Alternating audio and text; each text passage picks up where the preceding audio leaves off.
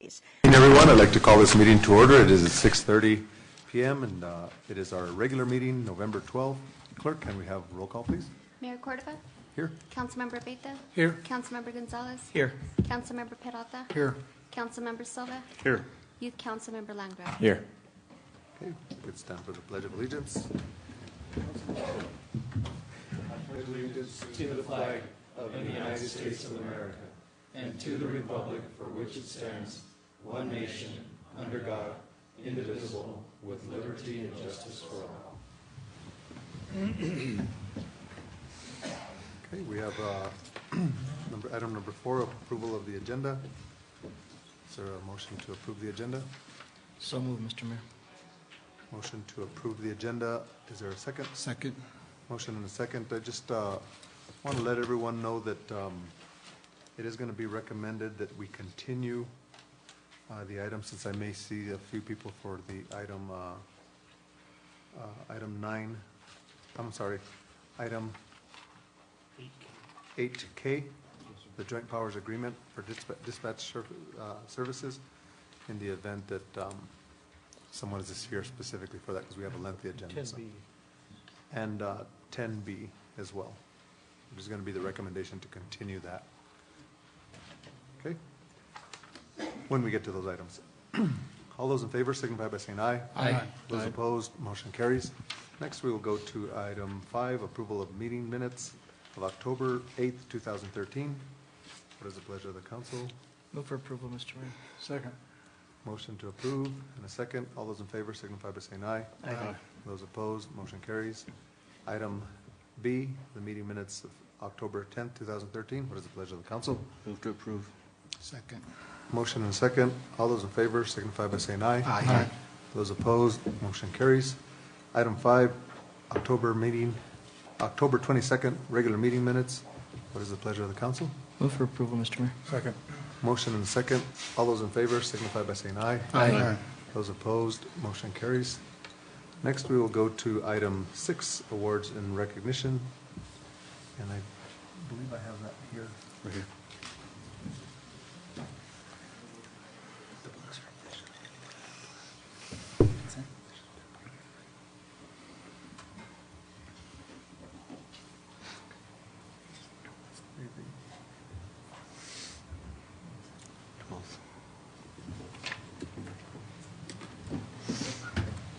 How's it going? Good, and you? Good. Did you get enough tea yesterday? I ate a burger and a bowl.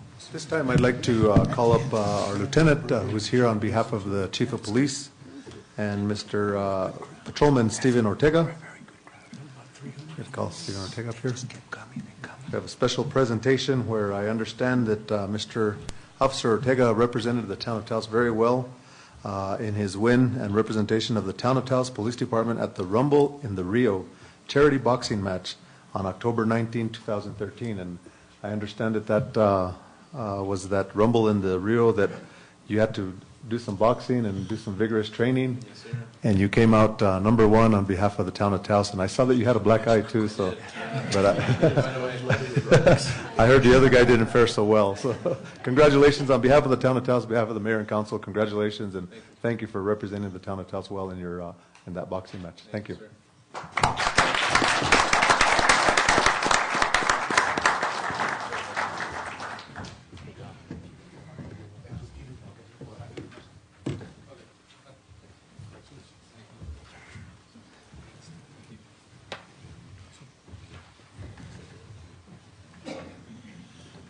On behalf of the chief, since he couldn't make it here tonight, and the command staff, we would like to present you with this challenge coin, and especially since the opponent that you knocked out was a firefighter, so I wouldn't let him back in the PD if it wasn't. Well, congratulations.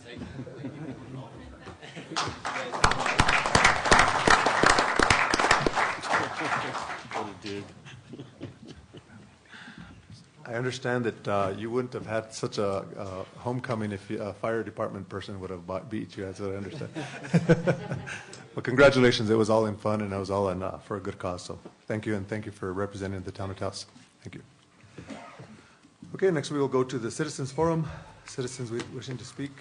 At this time, we do have some that are signed up here. I'm not going to go through the list. I'll just go ahead and take from a show of hands. Sir, go ahead and come up, please.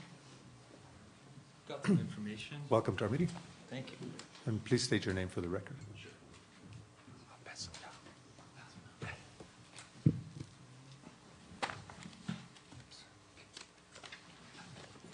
Greetings. My name is Richard Green. I was the co-founder and president for Viva Bikes for 10 years. It was a nonprofit bicycle collective. Now I'm presenting a petition for renewable Taos. I commend this council for passing the joint resolution on the development of renewable energy last month. I also am pleased the town of Taos passed a resolution to endorse the U.S. Mayor's climate protection in 2007. I gave you each a copy with the highlights of the areas where the town has taken action in their commitments and perhaps pointing out where more work can be done. I also added an article outlining the economic case for divesting in fossil fuels. Even though the town does not invest directly in fossil fuel industry, I urge the council to amend the U.S. Mayor's climate protection resolution to include commitments to divest in the financing of climate change, unethical banking practices, financing such things as weapons, manufacturing, clear-cutting of old-growth forests, dam construction, and dangerous fossil fuel development like gas fracking, tar sands processing and pipelines, and deep-water oil drilling. The fossil fuel divestment campaign modeled on the South African apartheid movement started last fall in over 300 campuses and universities, has now spread to municipalities such as Seattle, San Francisco, Portland, Oregon, Santa Fe, 14 other cities, 2 counties, 14 religious institutions, and 3 foundations. Renewable Taos authored a petition several months ago and has gathered over 300 signatures. The petition states, remove all banks financing fossil fuel corporations from state investment portfolio, and describes, in light of the extreme drought and devastating wildfires that are exacerbated by climate change that is increased by the burning of fossil fuels, we, the undersigned, living in Taos County, urge the Town of Taos Council to direct the state treasurer to divest all its local government investment pool funds in banks financing fossil fuel corporations completely in 2 years. I request the petition to be put on the next agenda. Mr. Mayor and council members, we can no longer call Taos green or the solar capital of the world if we continue to profit off the destruction of our environment and risking the future of our children. Thank you very much. Thank you. Thank you very much. Appreciate that. Thank you. Sir, we'll go with you, and then...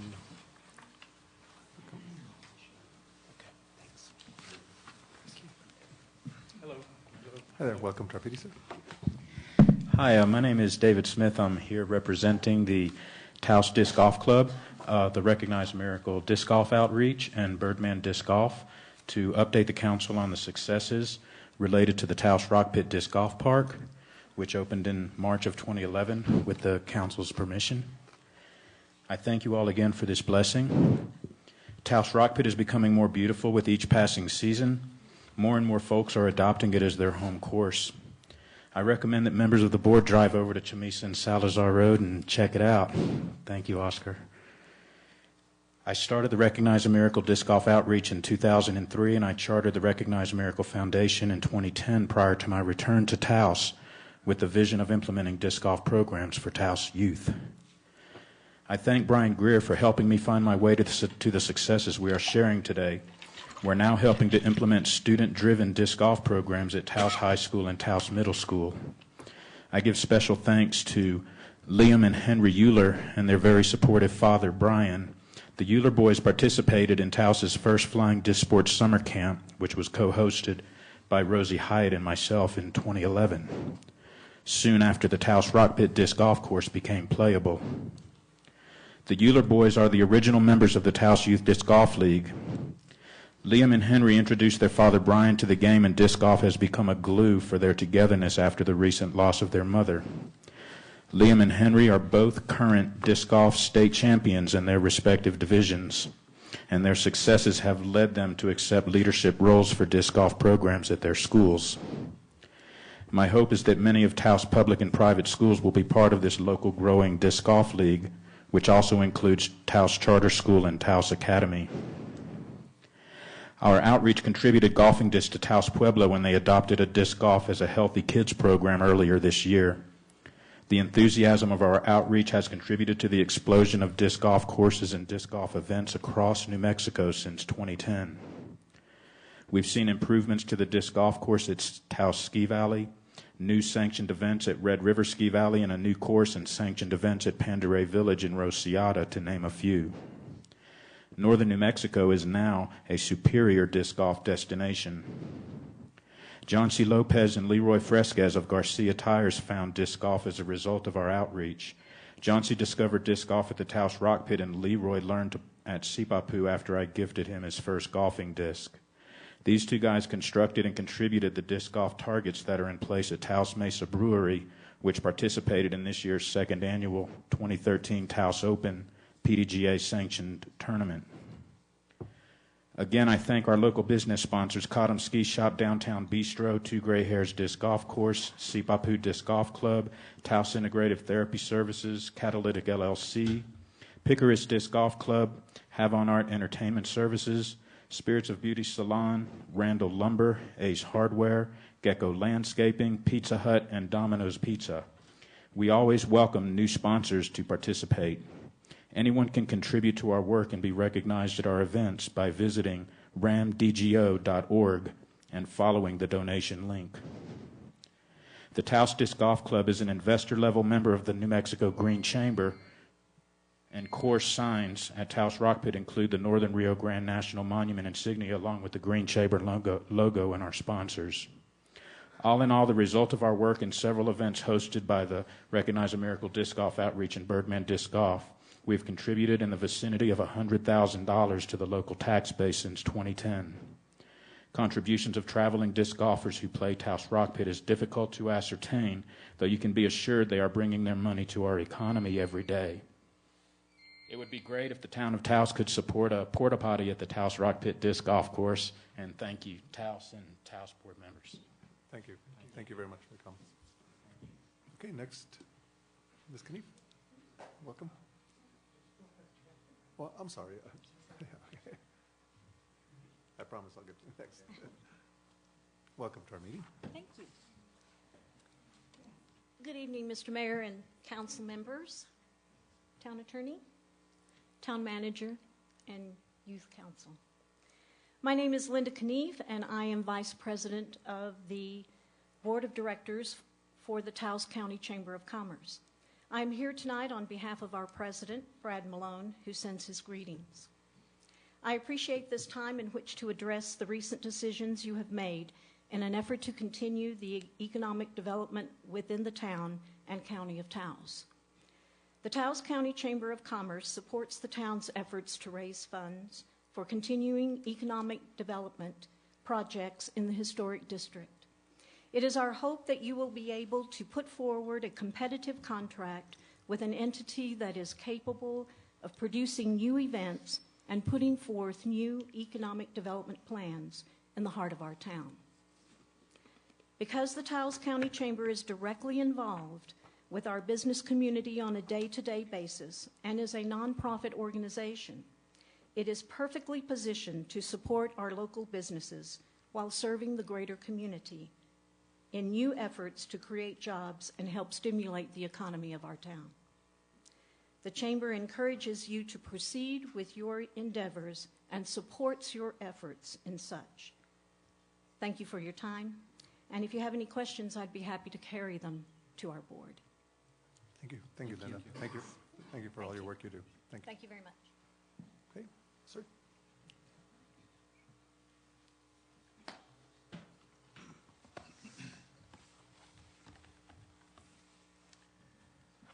Good evening, Mr. Mayor and council members. My name is John Ablin, and I, with my wife, own the Dreamcatcher Bed and Breakfast, and I'm also the president of the Taos County Lodgers Association, TCLA. We propose to the town council that TCLA a for-profit organization, can do the job of the parking program, and that our objective and mission is the promotion of the historic district. This parking program establishes a fund source for events and activities. TCLA has the capacity and the resources to take on this program as we understand its dimensions, and this continues our long-term working relationship with the town. I have been in discussions with both the town manager as well as Mr. Kennebec about this effort that they're trying to put together. And TCLA supports the council's decision to implement the new parking changes. We request that the council issues a parking program RFP that we will be able to respond to. Thank you. Thank you. Thank you very much. Let's do it. I just want to let you know that I just received a lot of these notes from different visitors at our parking district, and I must say it's quite embarrassing when we received these that the meter was broken, but they tried to put money in there, and just so many of them, and we seriously need to get serious in getting that a good parking plan implemented. So Yes. we welcome that. Of course, we'll look and see if we do that such an RFP where TCLA may be in a good position to respond to that. So Thank you. thank you very much. Appreciate that. Okay, next, sir. Welcome. Welcome to our meeting. Thank you. Thank you, Mr. Mayor, councilors, ladies and gentlemen. My name is John Gustorf. I am also with UNM-Taos, and I just very briefly want to say that I support the petition on divestment. I think, as Ms. Green said, it's part of an important movement, which could take a lot of the power of the fossil fuel companies to do what they want with our world and our environment away from them.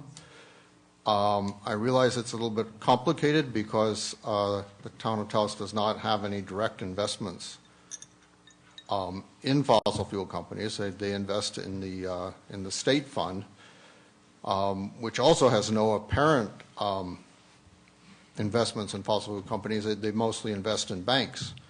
And so what we're asking is that the state investigate the banks and find out which of them have investments in fossil fuel companies, because it's pretty certain that some of them do, and say that, if they don't stop and, if they don't sell those investments and investments in something else, they will no longer be part of the fund.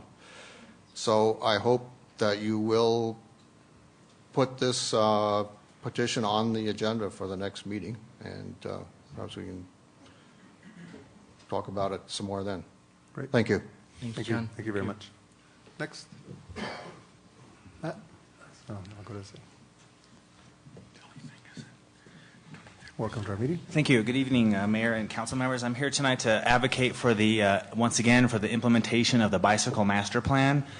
I noticed on tonight's agenda there are several agenda items related to roadway funding and roadway design, roadway construction. The town council adopted the bicycle master plan in 2009, where there's a number of design standards and policy requirements for design and construction, reconstruction, bicycle level of service requirements. And I think the best way for the mayor and the council to implement this plan is every time there's an agenda item having to do with a roadway project is to ask your staff if the project is consistent with your policies and the design requirements of the plan. And I have a feeling if there is an answer, the answer will be no, and I would encourage you to follow up with the answer of no as to say, well, why? Otherwise, I would ask if the council is not going to implement the plan and the policies of the plan, then to just rescind it and not adopt or unadopt or rescind the resolution that adopted the plan. So that's all I really had to say, is just to encourage you to follow the policies and to keep the staff accountable for what the plan says as far as roadways. Thank you. I think we'll definitely keep that on our Mr. radar. Mayor, Thank you. and also with regards to that, Matt, thank you for bringing it up. I think anytime that we have these infrastructure plans, especially with regards to roadways, I'd rather see the town do a mile right than 10 wrong. So if that means us, and I know budget plays a lot into that, but at the same time, I'd rather see it widened within that area or adopted within that area than to go and make it 1 mile right, than to drag it out 10 miles and us still have the same problem. Okay. So please, Thank you. staff, consider that. Thank you. Great. But, Next. Mayor, if I may, just to make sure the items that you have here on the roadmaps all comply with the town's bicycle plan. So that feeling was wrong. We're adhering to it here. Okay. Thank you. Mr. Northrup, welcome to our meeting. Thank you very much. I have 4 issues I'll get through quickly. Again, I'm horrified that Mayor Cordova has allowed Nancy's staff to continue to attack my integrity and sanity on station KVOT. On November 6th, with the mayor sitting across from her, Nancy suggested that I've used telephone tricks to get on the air, by innuendo that I doped racehorses, and that I was mentally unstable, needing psychiatric care. In fact, the mayor agreed with her on this point. And of course, because I lie all the time, I'm again prohibited from calling the show. Nancy also said that she will be getting a court-ordered restraining order to keep me from phoning in. Is it any wonder that I so often address the corruption which must follow the marriage of politics and the media? Almost 2 years ago, this body eliminated the quarterly citizens forums. Now you've cut 2 minutes from these twice monthly citizens forums, allowing just 3 minutes. You claim to represent the citizens, yet run away from them. It seems that a linchpin of Darren and Rudy's re-election campaign is that they've kept the town expenditures in the black. Rudy constantly brags on this claimed fiscal restraint. In fact, it is a matter of state law that municipalities cannot go in the red. They cannot go into debt. As cynical as I am about the integrity of those who sit before me, I'm still surprised that Darren and Rudy can be so proud of not breaking the law and so willing to mislead the electorate. Of course, the Taos News and DMC Broadcasting allow this lie to stand unquestioned. Handicapped parking on the plaza is not well handled. Often a vehicle will park in one spot all day long, depriving other handicapped individuals. I fail to understand why these inconsiderate people are not bound by, say, a 2-hour maximum per day to park on the plaza limit. Further, with all due respect, I don't understand why handicapped individuals are exempt from feeding the parking meters. Any questions? I see you have your badges on today again. Yes. What do they represent this time? As always, they represent the fact that the police force has been corrupted by you. So I'm impersonating a police officer, much as the 25 people that serve on our police force are doing. So one says deputy, and the other one says what now? Well, if you'd care to donate to the cause, I'd love one to say Taos Police Force. Sure. Let's do a fundraiser. Okay, thank you. We'll do one for you. Okay, Any next. Mr. Mayor, just one comment. Everybody in Taos is wrong, and Mr. Northrup is right on everything. Okay, next. No, Mr. Northrup, Mr. Northrup, yeah. Chief, can you,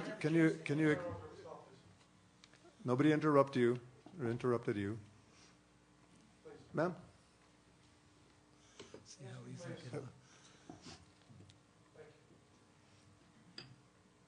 Ma'am, welcome to our meeting. I'm not mad. He is. Please escort him out. Hi. This is the first time I've ever done this. My name is Leslie Bond. Welcome to our meeting. I did meet you. And I'm a volunteer at the Taos Children's Library. Children's Library is where I volunteer 3 days a week and do the Children's Story Hour. So I'm here because I'm disturbed about the $10 fee. That really is hard for a lot of people. And what I'm seeing, 2 things I'd like to comment on. One is that less people are coming to the library, less children. Children that used to come after school for some reason are not. And I don't know if it has to do with the $10 fee and that it's protest.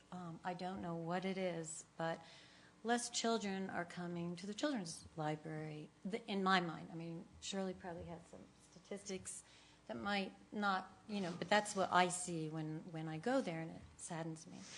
That's one thing.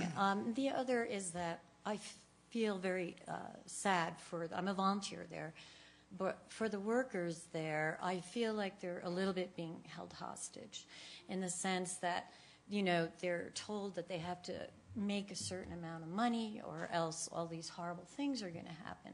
And I understand the importance of money, but to me, it seems like everyone working together makes more sense than saying, if you don't do that, this is going to happen.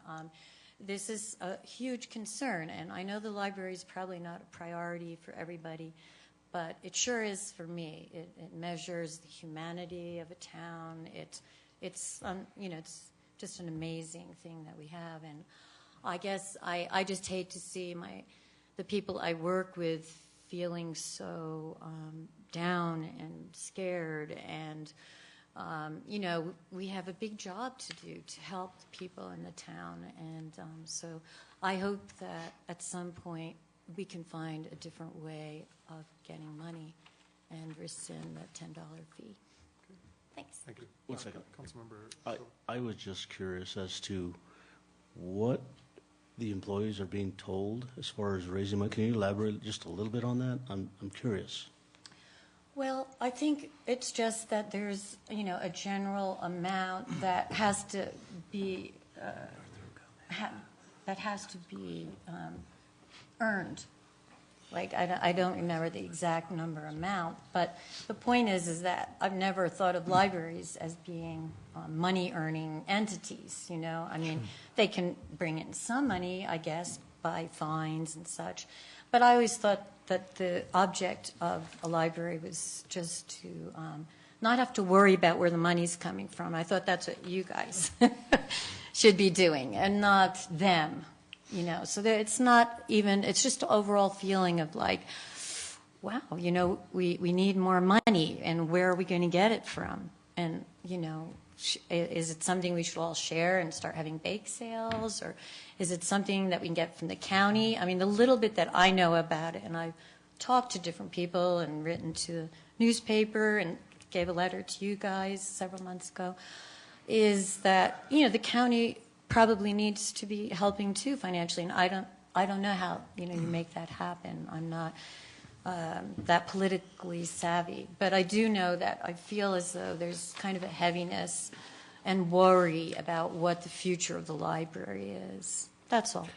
Mr. Mayor, if we can look into that, I mean, because I think that really isn't the environment we want to set there. I mean, it needs to be an upbeat place that where and people it look forward to going there. It is. The people there are wonderful, and they help people, and their main concern is helping the public, and that's why I volunteer there. I love it. I love being there, and I love the people who work there. I just worry for them, too. I feel like somehow on some level too much is being I agree. put They on. don't need to be worrying about money issues.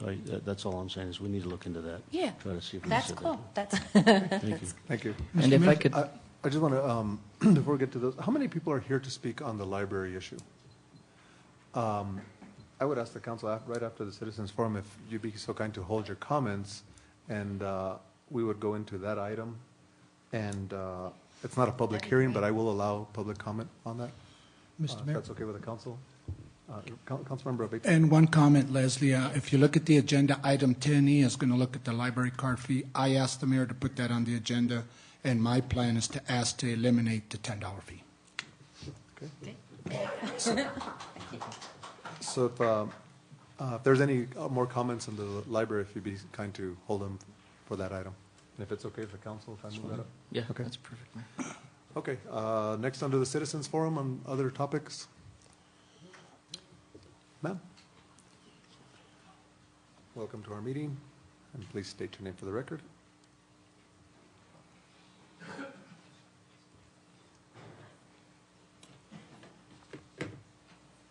Jean Green is my name. I'm going to ask you for an exemption, and I'd like to just speak on the library because I don't feel that well, and I might have to leave earlier.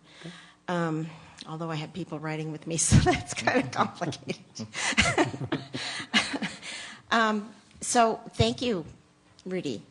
And Mayor Cordova, I had heard rumor that this might happen, and we want that fee to be dropped.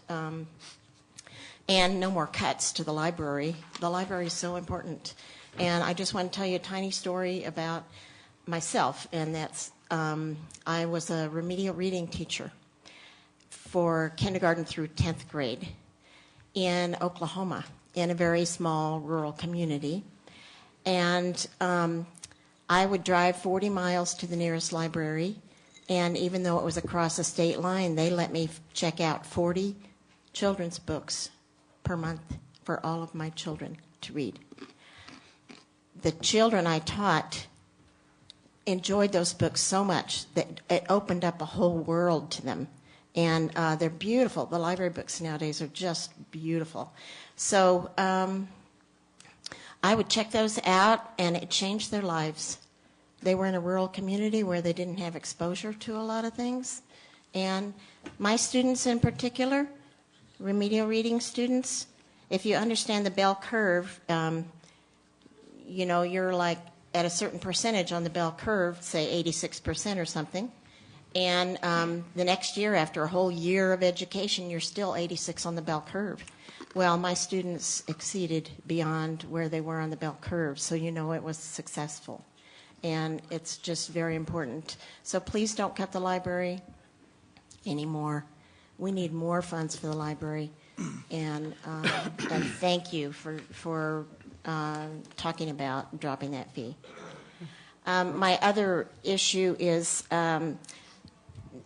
Mayor David Koss put out a press release. I don't know if you all saw it or not about, I mean, I expect, Andrew, you know about it. I want to read a short press release to you, and then I have copies of the mayor's press release regarding Lannel and the cap and cover issue.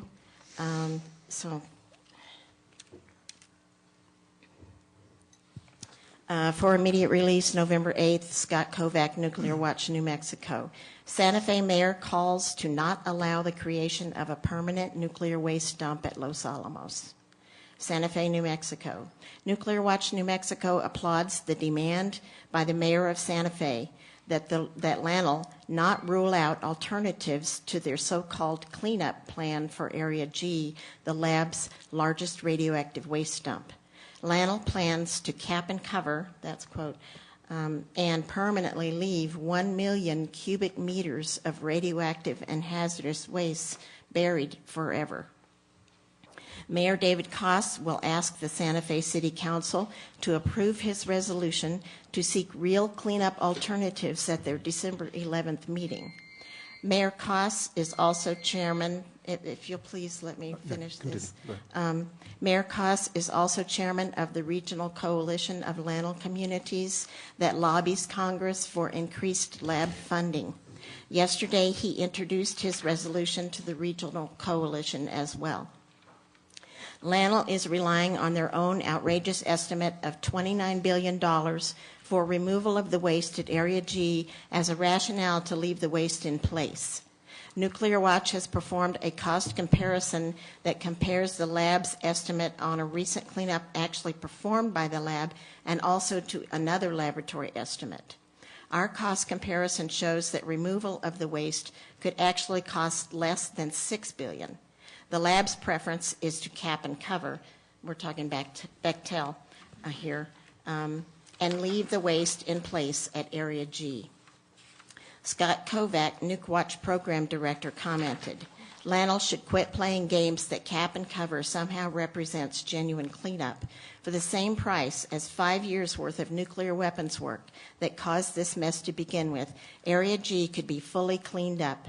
I echo the mayor's words that this could be a real win-win for New Mexicans, permanently protecting groundwater and the Rio Grande while creating hundreds of long-term, high-paying jobs. I call on other local governments and everyone to pick up the Santa Fe Mayor's Challenge. So I brought copies of the mayor's press release and also the resolution that he introduced at the City Council in Santa Fe, and also Jay's comparison figures that I'll give to you. Did that resolution pass? Did it? You know, I don't know. It hasn't. No, gone- it's on. hasn't It's gone before me. on the 11th. Let's see. What day did he say? It's, I think, due on their next upcoming. December 11th. December. Okay. So it's upcoming. Joan, is that 1 million cubic feet or 1 million cubic yards? It says leave 1 million cubic meters Meters. of radioactive and hazardous waste buried forever. And these are not lined pits. This is just, they don't even know what's under there. And, you know, historically, they didn't really keep track. So there's a lot of stuff under there, and they don't really know what it is. So I would ask you to think about this, and we can talk about it at a later date. John, I know that you follow the Lanel issue pretty closely because I see you at a lot of our board meetings. And the one thing I guess I would like to stress is that every time we've ever lobbied to Congress, it really hasn't been for increased lab funding. It's been more on the cleanup side, and that was one of the reasons that we touted so much our increase in the budget, especially during the president's budget crisis, which still continues to ail us. But at the same point, I had major issues because of and I was there on Friday to speak with Lanel directors exclusively right after Mayor Koss introduced that. And the reason being was because during the government shutdown, Lanel was one of the few government-operated facilities that remained open on carryover funds. So if there's those type of carryover funds, and Lanel has a payroll budget of about $30 million a month, how could they operate on that budget but yet still not allocate the proper funding to clean up? So it's something that really needs to be looked at, and Mayor, I would wholeheartedly support that we follow suit with Mayor Koss's resolution, just because of the fact that we sit downwind from Los Alamos. Not only that, but a lot of that waste is only addressing the true waste. It's not addressing the legacy waste that remains on that hill. So we all face in this northern New Mexico community some major issues if we don't start to really open our eyes and start to protect what's going to end up in the watersheds. And they think that the cap and cover is an easy solution, but it's not, because over time, and it's been shown at Rocky Flats and other areas that they've done a cap and cover, that rodents and deer mice and anything that burrows will bring this stuff back up to the surface. So I would ask that we get on board with that, and as elected officials send the message to Washington that, number one, proper funding needs to be allocated, but number two, that we won't stand back and just watch them do that to this community. Mr. Mayor, I wholeheartedly agree. I totally agree. And just to put that in perspective, that's 9,300 dump truck loads. Wow. That's a lot. Yeah. There is one. Give me that resolution, the sample letter, and I think we should put something on the next agenda, Oscar, for consideration. Okay. There is one part in here that I disagree with the mayor. He says that the possible safe recycling of some materials should be done. I disagree with that because the DOE is suggesting recycling radioactive materials, and that's not okay. And the other thing is reburial of remaining low-level radioactive waste in a modern landfill with liners. And WIP was actually built to take the low-level waste. So there's some other solutions, and we can talk about it at another time. And then when we have our meeting, then you can bring those comments. Okay. Okay. Thank you. Thank you very much. Thanks, John. Next, under the Citizens Forum, we will go to the items E, 8E, and that is the library card fee. This item was asked to be placed on the agenda by Councilmember Abeyta. Councilmember Abeyta. Thank you, Mr. Mayor. Ladies and gentlemen, we make decisions that we believe are going to be good, and in this case, the council voted to implement this fee thinking that it was a good idea, and after being in place for several months, the idea has shown us that it's not working, and it's actually counterproductive. Attendance at the library has decreased. So given that, Mr. Mayor and council members, I'm recommending that we eliminate the fee and that anybody that has paid a fee thus far be refunded if they request, and if they want to leave that money with the library, they can. Okay. Okay. Is there any comments from the council, or do you want to hear from the people in the audience before? Let's hear from the constituents at this time. Yes, please come up. Please state your name for the record. Hi, I'm Marilyn Hoff. I'm Mr. Mayor and town councilors, and thank you for the opportunity to speak with you. I'm so proud of you that you are big enough human beings that you can admit that this fee was a mistake. At least I hope that will be the outcome of this procedure here. We all know the beginning of our U.S. Constitution, which is these truths we hold self-evident, that all men are created equal. And then through a lot of struggle, this phrase would also include women and minorities and people of various ethnicities and religions. Very imperfectly enforced, because in fact in the United States everything is becoming increasingly unequal. People are getting richer on the one hand, the 1% or the 0.5% are doing really well, and a lot of the rest of us are getting poorer and poorer, and there's more people and a greater percentage of people right now under poverty than probably since the beginning of the 20th century. And so on behalf of the one institution in which that is still true, that all men, women, colors of skin are created equal, is a public library.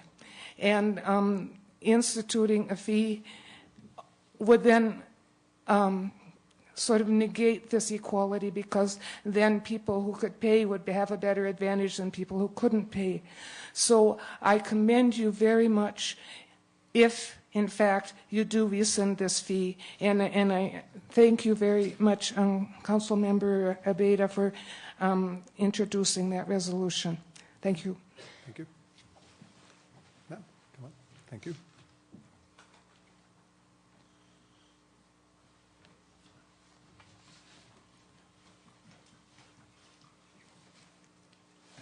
Welcome to our meeting. Hi, Please state your name for I'm the Ellen record. Brodsky. I worked at the Taos Library for 14 and a half years, actually a little more.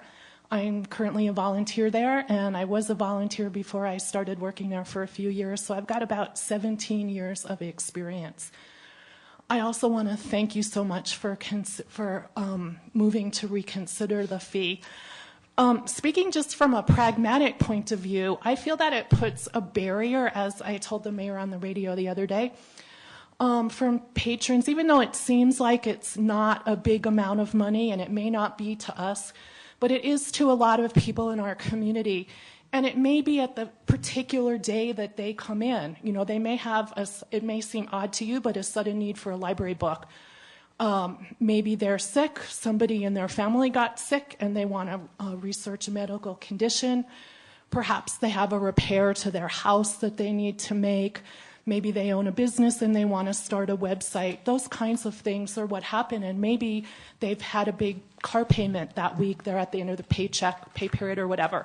And they frequently don't have money even for a fine that might be 2 years old or something when that happens. So I feel that this has put an unnecessary barrier to our community. And the other thing I want to say is that I also feel that money spent for the library is not just a nice frill for people, but that it's also an investment in our community for people to gain knowledge, business know-how, get ahead. It helps people when they have a job interview, they can brush up on their skills, and so many other things. So I feel that it would also be good value for our community to continue to invest in it.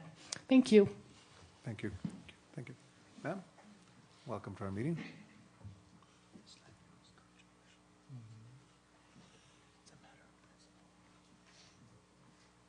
Welcome to our meeting. Please state your name for a record. My name is Margarita Donovan. Thank you for letting us speak, and especially Councilman Abeyta for your recommendation. I want to read just a brief note from Hope Buechler, who wanted to be here but was unable to attend. She said, "There is no such," and this is a quote, there is not such a cradle of democracy upon the earth as the free public library." Who would not agree with this statement by Andrew Carnegie, who established so many free public libraries throughout our country? The mission statement of the Taos Library, in the same spirit, pledges freedom of access for everyone. Any fee for a public library goes against the grain, but this fee for county residents only created, I hope it's created, a distinction between town and county library users. The library is surely one place where such a division should not exist. Hope Buechler. And then I'm very concerned about the fee for the very same reasons that everybody has mentioned.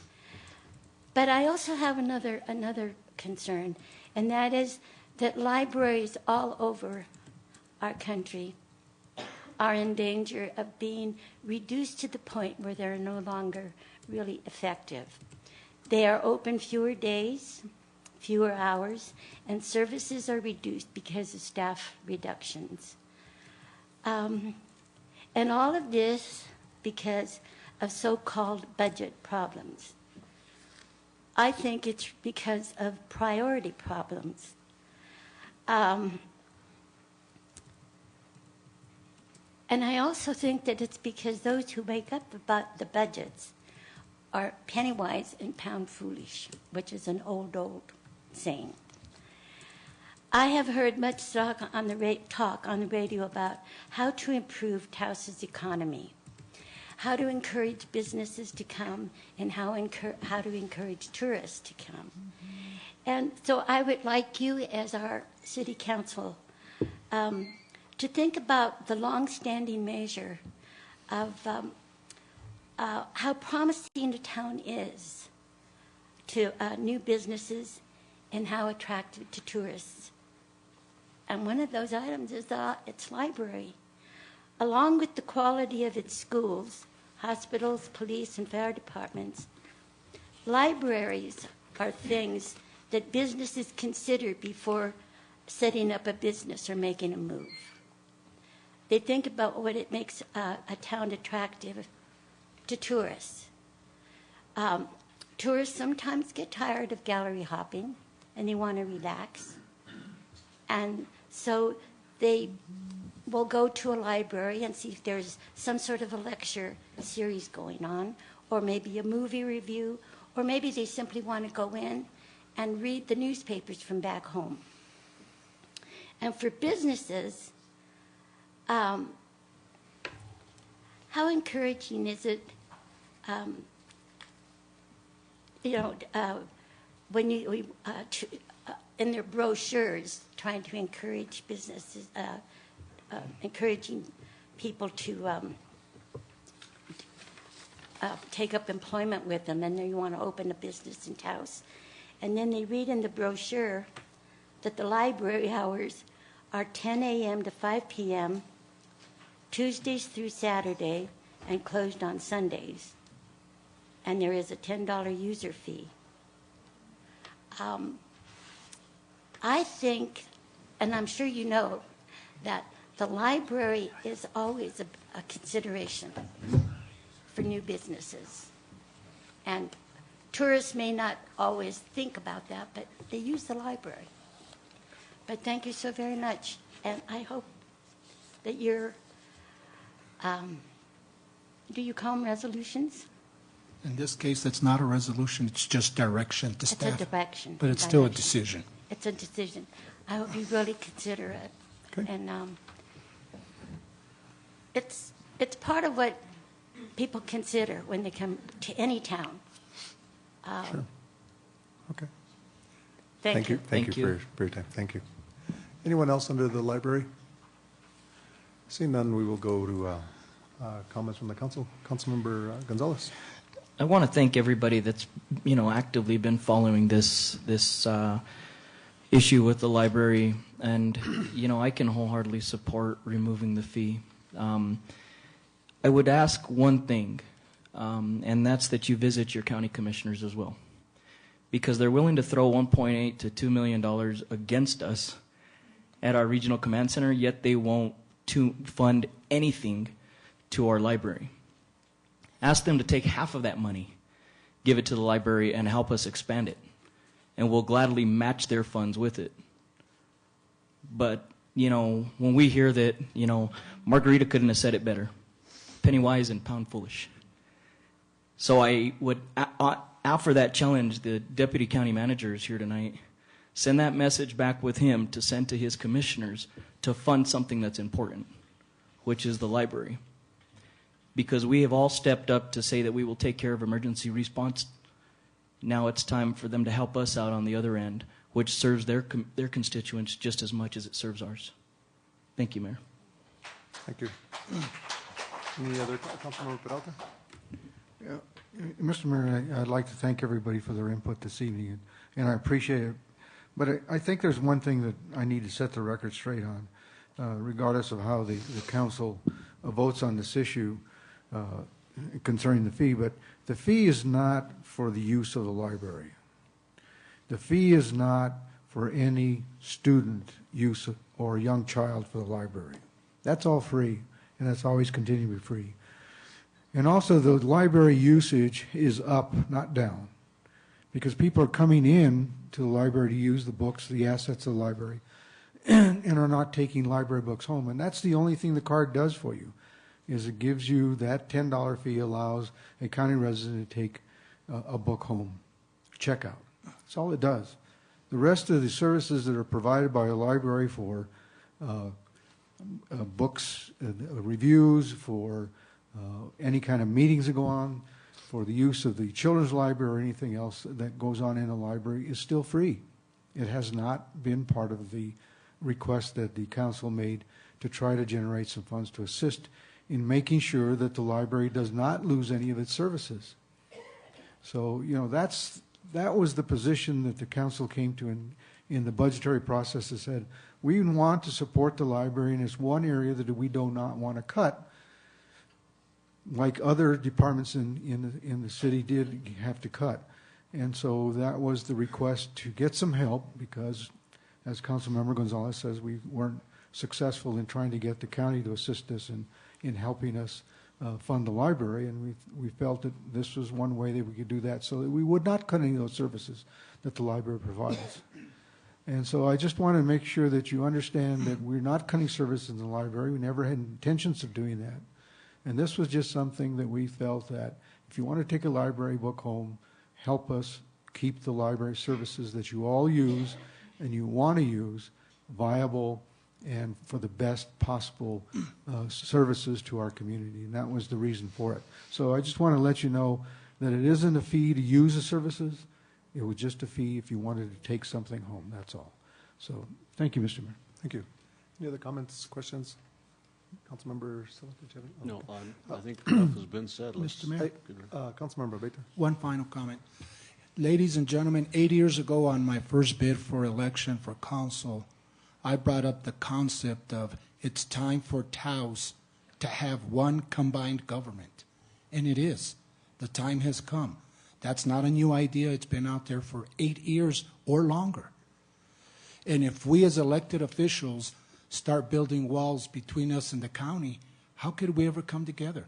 So removing this library card fee for taking books home is one way to start breaking down that wall and say, look, county, we want to work with you, vice versa. Maybe the county commission will decide now to contribute $10,000, $20,000, $30,000 a year to help fund 2% of the library. And that's what we need to do. We need to roll up our sleeves and we need to work together. And how can we ever have one combined government if we can't even work together on some very basic issues like the Echo Park, like the library, like the dispatch center? Okay. Thank you. My position on this here is when we went through the budget cycle and we were looking for ways is to begin the conversation with the county that we needed help in providing services that add to the quality of life of our constituents. We fund the Youth and Family Center to the tune of $1.2 million. The Echo Park, the Youth and Family Center is primarily used by county residents. And we like that. It adds to the quality of life. It's not our core responsibility, but we realize it adds to a vibrant community. We have a fiduciary responsibility to provide services, and that is around public health, safety, welfare, and infrastructure. During the last few years, we've spent over $21 million in infrastructure, in road projects, our regional wastewater treatment facility. Our library needs a small amount. If you look at the proportion that we've spent, $500,000 for an upgrade. That's what it needs for the expansion. It's on the shelves now because we have to manage what are our priorities. How do we effectively keep the library open? We're fortunate that we have the library that we have. I visited the library the other day and I was amazed by the amount of people that use it on a daily basis. And I am supportive of continuing that. We went down this road because we thought it was going to generate some funds. But before we went down this road, we went in good faith to the county commission. What can you help us? We realized that they had already done their budgets, but we figured 10,000, 20,000, 30,000 somewhere. Of course, the projection on this library card fee was about $120,000 that we thought. So we started there. Of course, they said they couldn't, and we said, we understand that, but what can you? That conversation died, to my disappointment.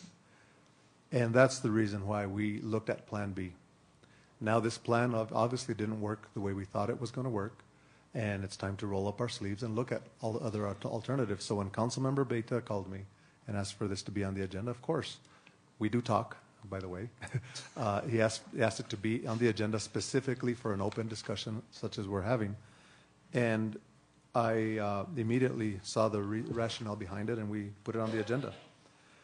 But we still need to look at what we're doing as a community, and I would encourage all of those supporters of the library to reach out to the county commission, and let's create a true partnership in providing services that add to the quality of life.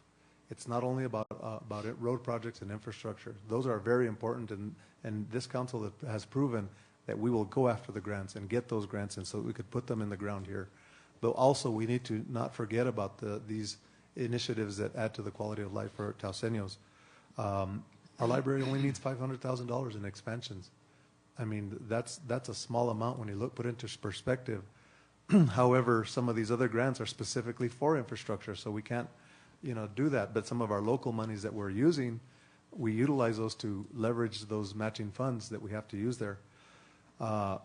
So I would encourage you to work with the county. Mr. Manager, I would encourage you to start those discussions so that their upcoming budget, they can consider some type of help. We know it may have to be incremental. But also, I would encourage the supporters of the library and the town staff to start creating a media outreach. People are proud of what they have, and people will take care of themselves. And I would encourage us to, and I will donate the advertising free of charge myself, and I would encourage the library staff to leverage that with the other media to blitz the media on the importance of keeping our library in getting funds and raising funds through the private sector. Also, we're looking at a collaboration with UNM-Taos. We have it on the agenda for to approve a lease that'll bring a branch of UNM-Taos as a branch to our downtown area. They have a library. Perhaps there can be some discussions on collaborating and how can we collaborate so that we can expand both theirs and ours with resources. So I support this. I think we need to look at how we continue funding the library, not cutting the library, but also look at other alternatives through the private sector.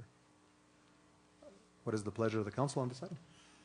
Mr. Mayor, if council agrees, I would give direction to the manager to eliminate the fee effective tomorrow morning at 8 a.m. And any individual that has paid the fee can go in and request a refund. If they want to donate the the $10 to the library, then it can stay. But we got to treat everybody equally, and we can't have one fee for one person and a different fee for the other person. Okay. If you could put that in the form of a motion as direction. So moved, so Mr. that I Mayor. could get a vote from the council. Second. There's a motion and a second. Any further discussion? Councilmember Peralta.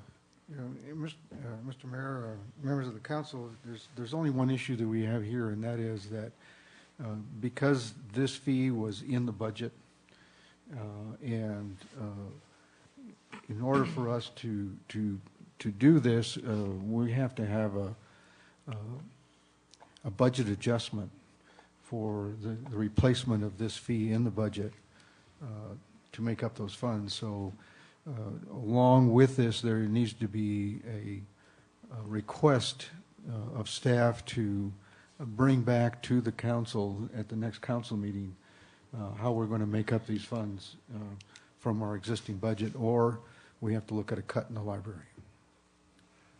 And I would recommend that we don't cut the library, but we look Mr. for. Mayor, I'm not asking that we cut it.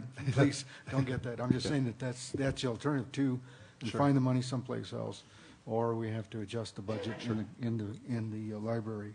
So I would suggest that Councilmember Abeta, that we amend your motion to that effect.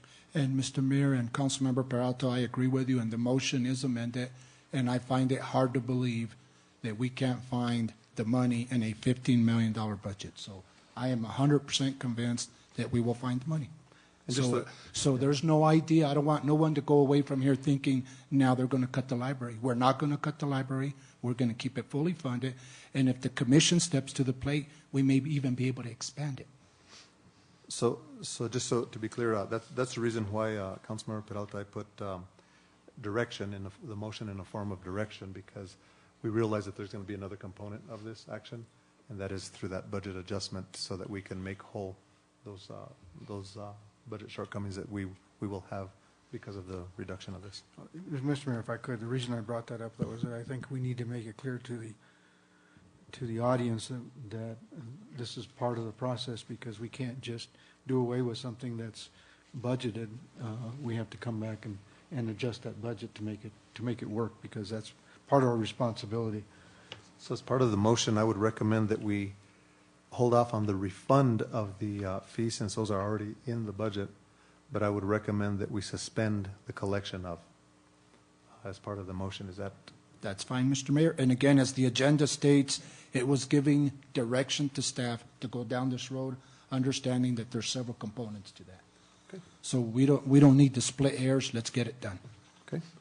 All those in, there's a motion and a second. Is that okay with the amended second? Yeah, I'm okay. All those in favor signify by saying aye. Aye. Aye. Those opposed, motion carries. Thank you all for coming. Thank you. Thank you.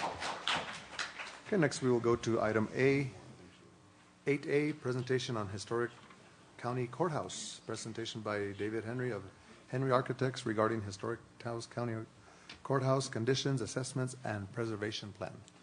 Welcome.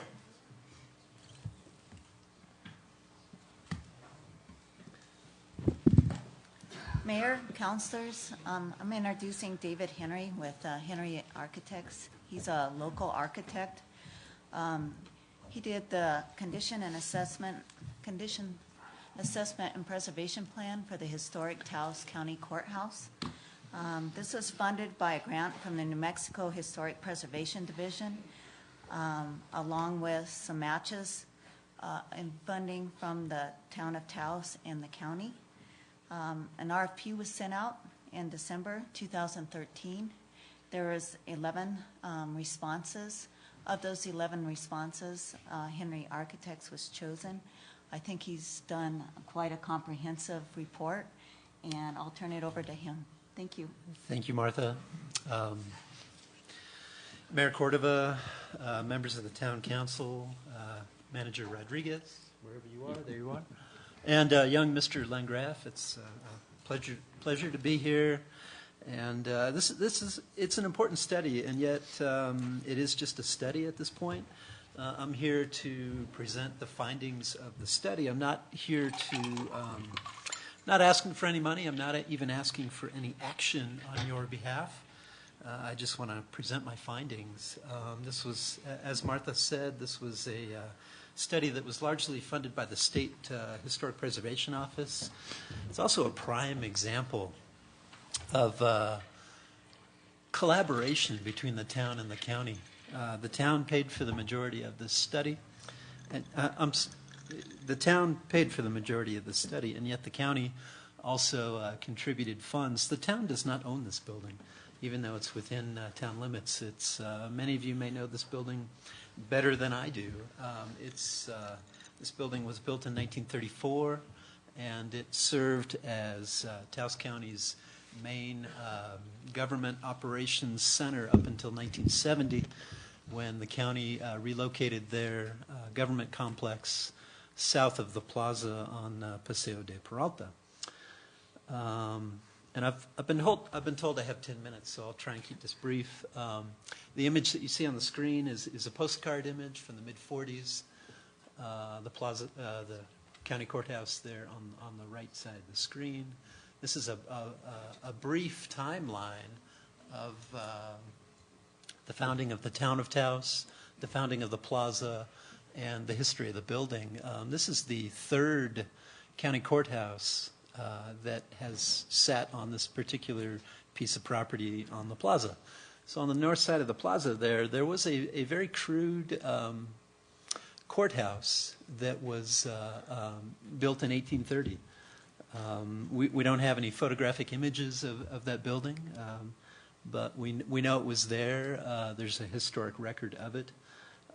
In 1880, that building was replaced with the second county courthouse complex on the same site. And that building stood up until 1932, when there was a fire that destroyed the building. A new building was designed on the same site. That building was built in 1934, and that's the subject of the report. There's our Taos Plaza, circa 1880. So the second courthouse is there on the right, single-story wood frame and adobe building. This is the building that burned down in 1932. Obviously, the plaza looks a little different today. There's some paving, there's some landscaping. Back in 1880, it was largely a open dirt square with some very simple fencing, and yet since the founding of Taos, it has served as, the plaza has really served as the heart of the community. And one of the recommendations of my study is that we bring life back to the plaza by preserving this building, but I'm getting ahead of myself. Sanborn map from 1908. Sanborn maps were produced by insurance companies to document the footprint of existing buildings. The second Taos County Courthouse is right there on the north side of the plaza, and here you can see that it's really it's a courthouse building on the front with a jail complex behind it. Also notice that there are ways to the plaza in 1908 was not as walled or as solid as it is today. There are ways to circulate north. More routes out of the plaza, and that's something that I'll come back to later on here. So a fire occurred in 1932. This is a clipping from the Santa Fe Reporter 6 years after the fire, and people were still talking about the fire, still talking about there was a bit of a financial controversy that Taos County was still paying for the old county courthouse, the second county courthouse. That was built in 1880. So, you see a lot of controversy nowadays in Taos County, financial controversy, and people are concerned about where money is going, how it's being spent. The county just spent $40 million on a brand new modern complex that was sorely needed. I actually think that was money well spent, but back in 1938, people were complaining about how their money was being spent as well. It's not a new topic. This is the existing floor plan in 1932. As an architect, I was pleased that I could actually find the original construction drawings of this building.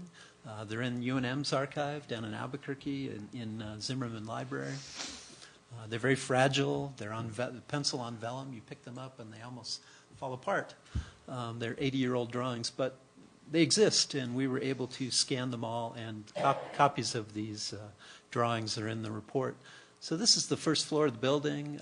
It housed Sheriff's Department, County Clerk, County Treasurer,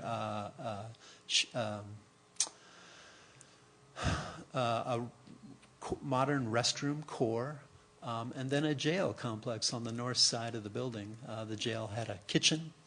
And the key thing that I'm really trying to show here is that at one time this building had very modern public restrooms. It does not today. For some reason they have been removed. And the building currently has, I believe, only one water closet. I've spent quite a bit of time in this building over the past 3 years, 5 years. It's been a pet project of mine. And anytime I encounter somebody who is visiting Taos Plaza from out of town, they have two questions. One of their questions is, the first question is usually, where are the murals? I want to see the historic murals that are on the second floor of this building. And that's an easy one to answer. You know, just go upstairs, peek in the window. They're there. They're well preserved. The second question that I always get from tourists or out-of-town guests are, where are the public restrooms on the plaza? And there really are none. The town was gracious enough to build public restrooms in the alley north of the plaza, and I think that's a great idea, but they're not actually on the plaza. They're a little hard to find, and they're somewhat of a portable building. They're not as permanent as I'd like to see. And if there's one thing that I'd like to emphasize, one of the findings that I'd like to emphasize of this study is that this building needs public restrooms, and that's part of the adaptive reuse plan that I'm proposing, is that there are public restrooms on both floors of this building. Up to the second floor, the historic mural room, the courtroom, is on the north side. The mural room, the courtroom has 10 historic murals that were funded by WPA-era federal funding. They were done by 4 of Taos's most prominent artists at the time. People referred to them as the Taos Fresco Quartet. And if you haven't been in this room to look at the art, please do. It's spectacular. The county has actually done a very good job of preserving the art in the building. The condition of the building itself, not so good. Although, one of the main things that this study does is document the condition of the building. Structurally, it's quite sound. However, the roof needs to be replaced. Many of the windows are nailed shut, screwed shut. By and large, the exterior doors are not historic. And the door hardware is not appropriate. It's not ADA compliant. So, the bones of the building are there, but the windows, the doors, the finishes of the building are not quite there. They need to be restored back to their 1932 condition. Notice on this drawing that this is really a freestanding building. This is an alley heading north-south. This is an alley as well.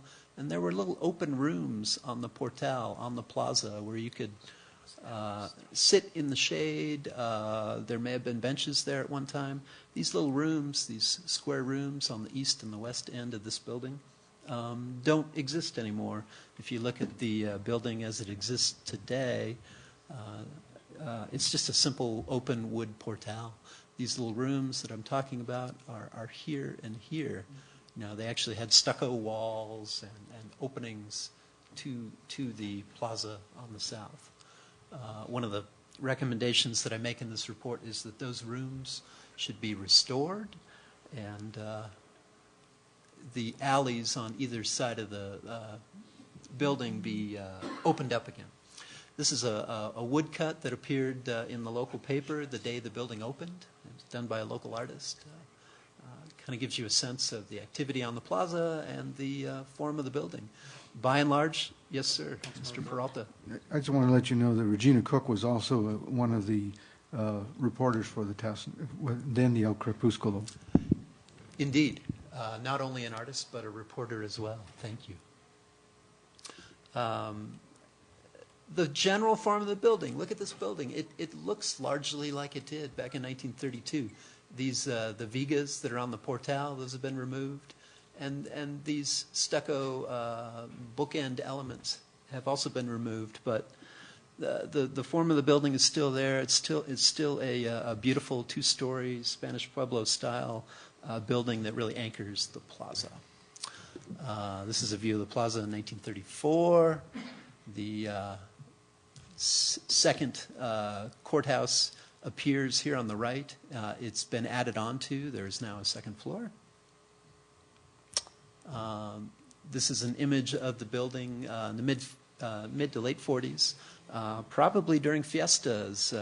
Anybody who has attended fiestas, you all know that back in the day, people used to get up on the roof. They used to crown the fiesta queen up on the roof, and this is the fiesta court up on the roof.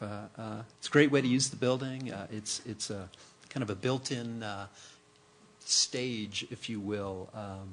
I don't know if this is still done today, probably not, but it's certainly an interesting image. A color image, same building, mid-60s, early 60s, also during fiestas. You can see that this is, back in the day, this was really a well-used building, and it was the heart of the plaza. Court in session in June of 1950. The judge sat right below the mural of Moses, the lawgiver, very appropriate. Notice that these are operable windows back in the mid-50s. These windows now are fixed panes of smoked glass. They're not very historically accurate. One of the recommendations that I make is that the windows be replaced and restored to their original condition. This is a diagram of what has happened to this building over the 80 years that it's been on this site. You can see that the cross-hatching here on either side of the building are the alley infills that occurred pretty much beginning immediately. This building predates me. It's older than I am. And I've only been a Taos resident for about 20 years. But after this building was opened in 1934, immediately these alleys were slowly infilled with retail space, office space. There was a jail addition. This went on kind of haphazard for probably 40 years. And the quality of construction of these alleys is far inferior. It's not up to snuff. It's not the same quality that you get in the main building. And that's really the crux of my study, is that if we opened these alleys up, it would allow opportunities for a little pocket park on either side of the building. It could be outdoor seating. And it also would allow circulation to the Bent Street shops, John Donne shops to the north. And I have a drawing later on that I'll show you indicating that idea. This is the south facade as it exists today. Notice that the vigas are gone from the lower portal, and the stucco elements on either side of the building are gone as well. As-built drawing of the building as it exists today. This is the ground floor. This is the infilled alley on the east. This is the infilled alley on the west. And the main adobe building is kind of buried in there. A lot of these interior partitions are fairly modern. Some of them happened during the 70s. Some of them even happened as late as the 80s. If you go to the building now, it's not totally vacant, but it sure could see some additional tenants. Most of the tenants are clustered around the plaza edge of the building. There's a jeweler in here. There's a very well-known local Taos Pueblo artisan in here, and an artist co-op occupies this suite of offices. The north part of the building is vacant, although the historic jail elements are still there. This is the building that, if you're a modern film fan, this is the building where Dennis Hopper filmed portions of Easy Rider. Jack Nicholson spent, there's a scene in the movie where Jack Nicholson is in the drunk tank, if you will. He's locked up. And so this building does appear in one of Hollywood's 1960s era prominent movies, Easy Rider. 4 images of the condition of the building today. I apologize. These are a little dark, but if you visit the building today, you'll really notice that the north side of the building really needs some help. The town graciously put some money into Terracina Lane and Juan Largo Lane. They put down some decorative pavers. This is the area that the Alley Cantina, Twirl Toy Store, the shops along Terracina Lane. It's a walking area, and this. When you come around to the north side of this building, really what you see is the back door of the building. This is actually painted concrete block. It's not even stuccoed. There's the edge of the roof that you see. There's a lot of surface-mounted conduit, PVC piping. It's not a very attractive facade, the north facade of this building. These are drawings that illustrate existing conditions. I'll race through these pretty quickly. South elevation, north elevation, east and west. Notice on the east elevation that these dotted lines here, that's the building behind this wall. If you remove the alley, there are actually windows here on the first floor on the east side and the west side. And one of my recommendations in the report is to open up those alleys, let more natural light into the building, and restore it back to its 1932 condition. This is Juan Largo Lane on the north side of the building, like I talked about. The paving is there. It's a lot of pedestrian traffic happens on the north side of the building, yet when you look at the north side look of the building, you can't even get in it. This door is usually locked. These stairs are non-historic. One of the recommendations that I make is that this area be landscaped, the north side of the building be restored. This is a great public space that could accommodate outdoor theater, outdoor music, beer and wine, food. If developed, it could really add to the business and pleasure that occurs on the plaza. So this is a drawing illustrating that idea. These side areas are the alleys, alley infill that has been removed. I indicate tables, chairs, landscaping. I think it could be a great opportunity to bring life back to the plaza if these alleys were removed and new hardscaping, new landscaping were brought back in. As it exists today, this is about a 12,000 square foot building. If the adaptive reuse plan were pursued, the square footage of the building would actually be reduced to about 10,000 square feet.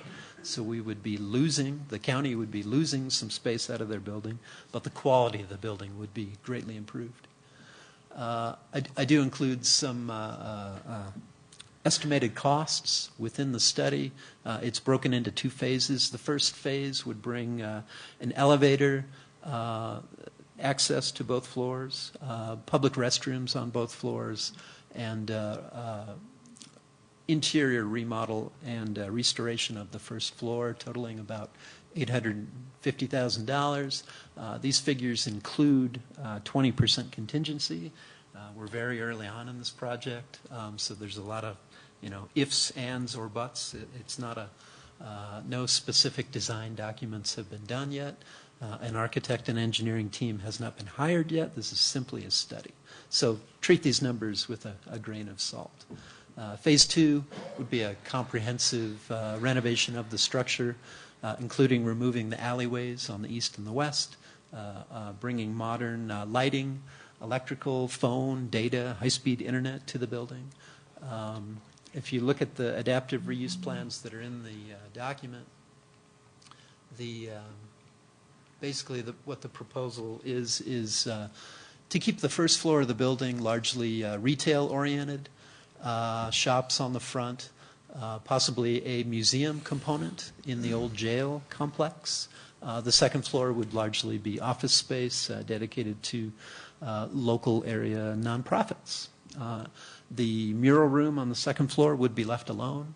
It currently functions as a special use event space. Anybody can sign up to use the space with Taos County. I don't believe there's even a fee for that. So if you want to have a wedding, have a party, have a business conference, you can rent the mural room on the second floor of this building. I'm pretty proud of this study. It's just a study. The next step is for the county. The county owns this building. Town does not. The next step is for the county to find some funding to put into the building. I would encourage the town to collaborate with them on that. I think it's a very important building for the urban structure of downtown historic Taos. And it's been slowly declining over the past 40 years, and it really needs to be restored before the opportunity to do that is lost. Thank you for your time. Thank you. Available for questions. Thank you. Comments, questions? I have none, Mr. Mayor. This is another perfect example of about 2008, 2007, I was on the council. And we had looked at collaborating with the county, and don't take offense, Rick, you weren't at the county then. And the town was ready to put in excess of $1 million into that. Sure. Because at the end of the day, it doesn't matter who owns it. These are taxpayer dollars, and it serves the taxpayer. Right. And it is at the hub of our community. And we're District 1. We're in the county. We're county residents. So we were willing to put $1 million into that. The county didn't want us to. They had some other negotiating tools, if you will, that they wanted the visitor center in exchange, plus give them X amount of dollars, plus give them the 5 acres for 5 acres of land for recycling. And in good faith, the town said, let's keep all those off the table because, you know, we're talking about the courthouse. Mm-hmm. We gave them 5 acres for recycling, never went anywhere. And we ended up taking the $1 million and putting it into our eco park. That's what we ended up, that's how the eco park was born. But we still need to do something. I mean, it behooves the town to work with the county and see if there's the political will from the commissioners to put the serious dollars that this building needs. Yeah. And, you know, combining resources is the best option that we can do. I mean, we tried, but it was a majority, and there was a couple of commissioners that were amenable to it, but the majority back then decided to keep this off the table. Yeah.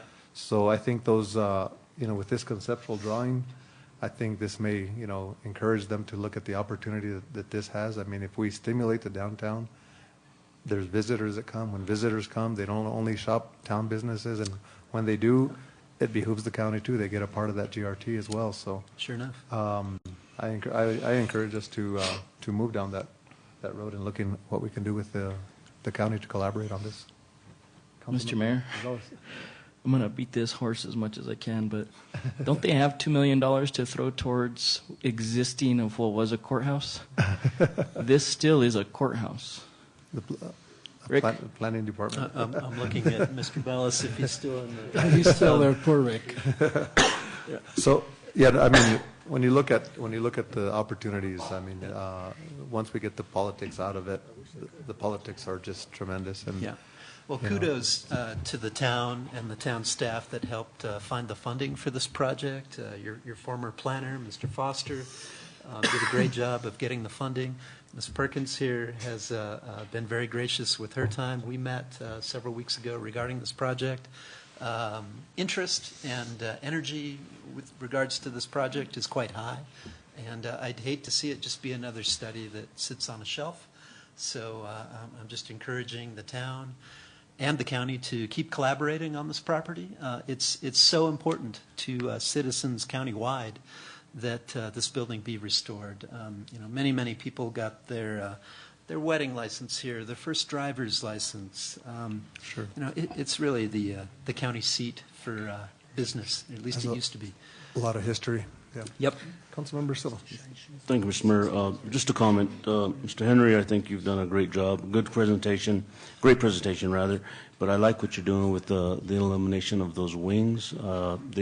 They've always looked substandard, and yeah. I think that it would open it up and create that that walking environment that we so desire in the downtown area. So thank you for that. Thank you. Thank you. Thank you for your presentation. Thank you. Let's see if we can make up some time on some of these items. Okay, next we do have a presentation Put it in high gear.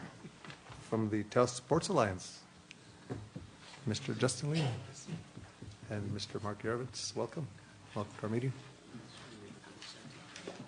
Gentlemen, how are you? Welcome to our meeting. Gentlemen, welcome. Three amigos.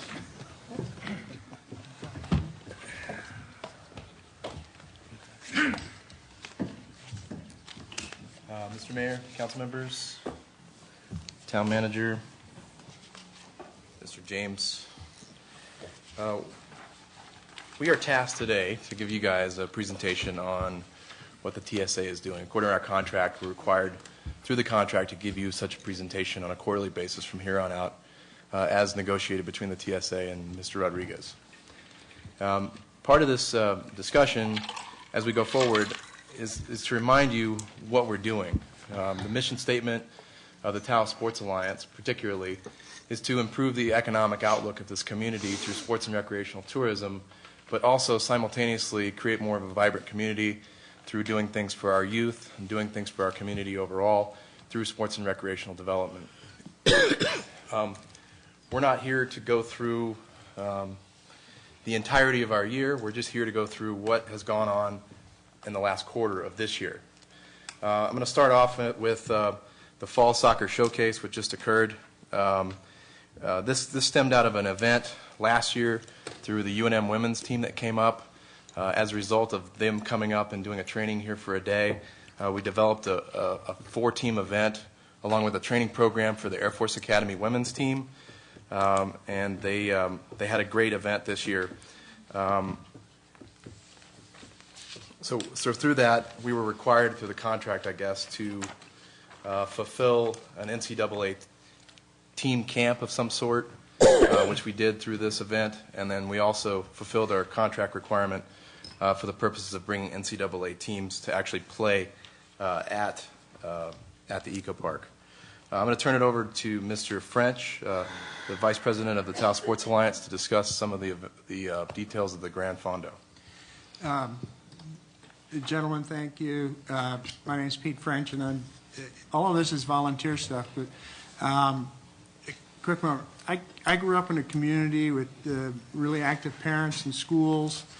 And one of the things that always came out and why people look in the strength of a community to move here, to live here, enjoy here, and that goes to kids' activities, not just sports, but extracurricular school activities. They look to libraries, and I'll go back to they look to the strength of the schools. All of those are interconnected. Part of what I've done is the Grand Fondo is a bicycle ride. It's not the Tour de France. It's not the Giro d'Italia or anything like that. It's a fun ride. It's a long ride, yes. Perhaps some of you can come out next year and help with the water stations. That's all about I could do. A year ago, we had about 50 riders. There were issues with it, and I kind of took it on, and this year we doubled the ridership. The ridership of that 175 were from out of town. A lot of them hadn't been to Taos before, and they spent 1 or 2 nights here. They had most of them had at least 2 additional people with them. We're not going through the numbers. It ended up generating, just back to the TSA, about $6,000 on one event. This is one of the many events that we can grow on. We're not going to be able to compete because I doubt that we'll ever get the funding of some that, we're not going to have a Donald Trump step in and help fund and have the major bicycle riders, pro riders here. But that's not what we want. It's a citizen's ride. It helps, again, one other item, put Taos on the map. And it's part of what we're doing to expand all of the activities from the Echo Park. But I go back again and, increasingly ask for your support in the development of the activities at the Echo Park and these other things that we're trying to do as we move forward. Because if we can keep the kids active, and the statistics show that it costs a lot less having them in school and in extracurricular activities than it does incarcerating them or putting them in some sort of juvenile program. And that carries forward into adulthood. So your support is appreciated and greatly needed. Thank you, Pete. I'm going to go through a couple more of the events that the TSA has participated in and assisted in and going on at the Eco Park. Briefly, the Taos High School boys and girls teams both have been very successful over the last few years, and we believe it's because of the dedication of the community volunteering in the Youth Soccer League and then through the Eco Park and having such a good facility and some of the new things around it.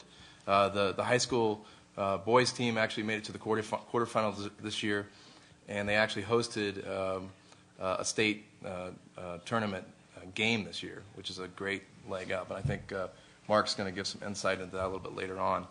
Additionally, the girls team actually made it to the semifinals this year as well. So we're seeing a lot of good success. We're seeing a lot of player development. We're seeing a lot of kids as a result of these programs and the amount of effort that the community has put in behind them. They're becoming successful adults later on. They're picked up by colleges around the country, and they're coming out and contributing back into the society that they live in.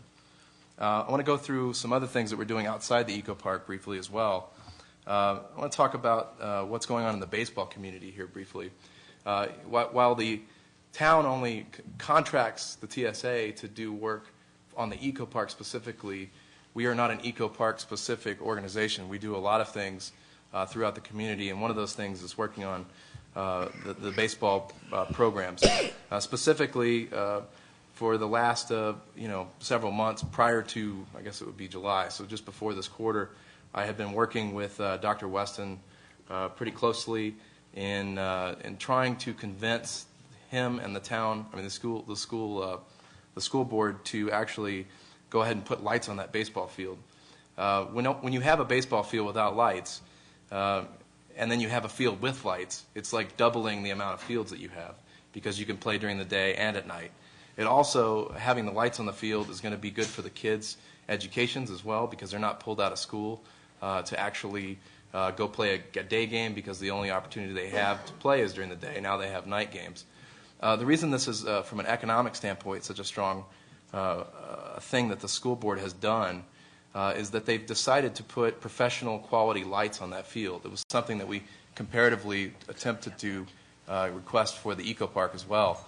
And the reason that they put the professional quality lights on this field was so that the Pecos League could continue to have the Taos Blizzard play. As a result of the lights actually being on the field, the Pecos League has decided to keep the Taos Blizzard going as a team within the Pecos League. And as a result of that even, I've been informed by the commissioner of the league, the Pecos League, that they're actually bringing the Raton team here for a spring training test for this coming season. And if it goes well, they're going to be expanding for their entire league, hopefully, to bring all their Pecos League teams to Taos to train for the spring training before their league. So it's a significant economic impact that we can anticipate. Other things that we have been working on for the last couple of years but came into fruition in the last few months were the Taos Rush program. Rush Soccer is the largest youth soccer program in the world. They have 34,000 kids worldwide, and Taos now is a part of that. We're the only rural community that has become a part of this particular program. The reason that this is important for us is twofold. One, kids are going to have that many more opportunities. If there's a kid that's in the Rush program here in Taos and they happen to be traveling in any part of the other country and they find a Rush team, they can go play on that team. There's an interconnection within the nation and worldwide if they happen to be traveling outside it. From an economic perspective, we've already been working with the president of the overall Rush Academy, which is in Denver, Colorado, and we're working to develop some youth tournaments as a result of our local organization becoming a part of that overall bigger organization. I want to talk about a couple of other miscellaneous things just briefly. Some of the miscellaneous things, I just want to hold this up. This is the copy of the last 3 months of our program. It's a calendar. This is August, September, and October. As you can see, in the months of October, September, and October, there were only 3 days, September 2nd, September 20th, and Tuesday, October 1st. In the last 3 months, there's only been 3 days at the Eco Park that park hasn't been used by somebody. It's been calendars. It's full. It's always being used. And I think that's important for you guys to know. Our executive director is continuing to work on public-private partnerships with conversations including the MLS and Ligue 1 in France. Mr. Israel also continues to work with Chevrolet. We're trying to get a naming rights situation where they would pay to become a naming rights sponsor on the field. With Chevrolet, he's working on that now. And the final thing that's kind of a continuing project for us is that we're trying to get the Indigenous Soccer Cup, which is the Native American Soccer Cup for the entire Americas, to have its home here in Taos, New Mexico. Now, this is a longer-standing thing because the reason we can't do it is because we don't have the number of fields needed to do it. This would have a huge economic impact on our community, and they're willing to do it, but we've got to get to that next step. Some of the other things that we need to talk about are endless, but I'm going to hand the microphone back over to Mr. French to talk about his successes with the lodger's tax. I know everyone here is familiar with the lodger's tax and for many decades, but I approached the county, applied to the county for lodger's tax funds, which is for media and advertising, etc. They were very supportive and did grant us $6,000 for continued promotion of the turkey trot of the Fondo and the Echo Park activities. And the committee there raised some questions, and they almost had the answers, but they kept coming back and we say, we see people using that field. We see people walking, and there were 3, I'll say, elderly ladies who met, and they're there every day of the week, at least 5 days a week, walking in the morning. And they said, this is one of the nicest things we have. It's safe, it's clean. We can all get here. They walk from the nearby homes. And they said, how do we expand this? What needs to be done? They also came out to our the spring soccer showcase and said, this is just magnificent. The kids are here, our college kids, and a couple of them were from Taos. And there was not a relative relationship with them. They said, this is wonderful, this is what we need to see.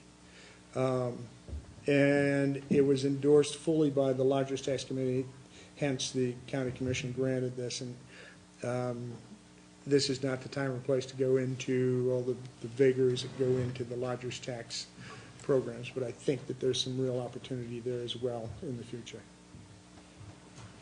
Thank you, Pete. I'm going to just talk about we've got one more event this fall scheduled. It's the 3rd annual Taos Turkey Trot. This year, it's a 5K. It's for the local community. This year it's benefiting Get Fit Kids Taos. Get Fit Kids, I don't know if you heard anything about it, but it's a collaboration between Holy Cross Hospital, the Taos Clinic for Children and Youth, and Ara Fitness. And the cool thing about the program is that it ultimately is attempting to educate parents through their kids in some ways about healthy eating and getting this concept of obesity through to these children so that they can get it back to their parents. The end goal for the 21 kids, I believe, that are in the program is this 5K at the end. These kids are going to run in this and complete the 5K. And for some of us who run, 5K is not very much, but for a 10-year-old or a 12-year-old that doesn't run, that's a huge feat for a kid like that. Karina Armijo and Nate Drager have been working diligently to get this done. They've been working on it for 3 years in a row. And they had about, I think, 75 participants the first year. They had 150 last year, and they're looking at 200 participants for this year. So the event continues to grow and grow. And that's, you know, on a larger scale for what we're doing and what you guys are incubating is not something that occurs overnight. These are events that have to be developed over time, and you have to see the trends of the continued growth. But I'm going to turn the microphone over to Mark, who wants to kind of, instead of talking about what's going on right now in the quarter, what we need to be getting done here in the future, in the next quarter.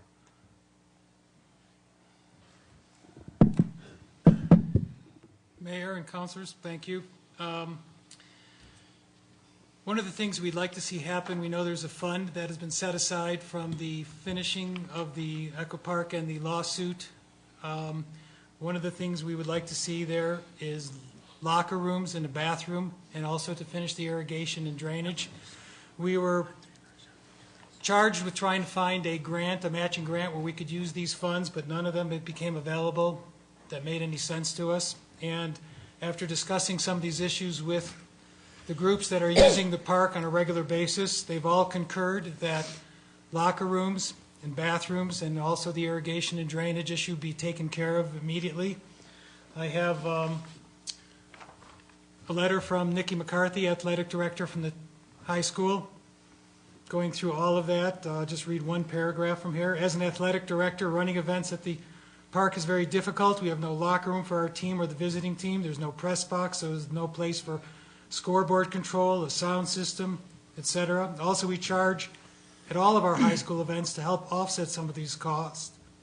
We have to set up a table for our sellers, resulting in them always collecting funds in the elements, in the hot sun, cold rain, and snow, etc. To sum it up, I feel it would be benefit if we had locker rooms, a press box, and a ticket booth.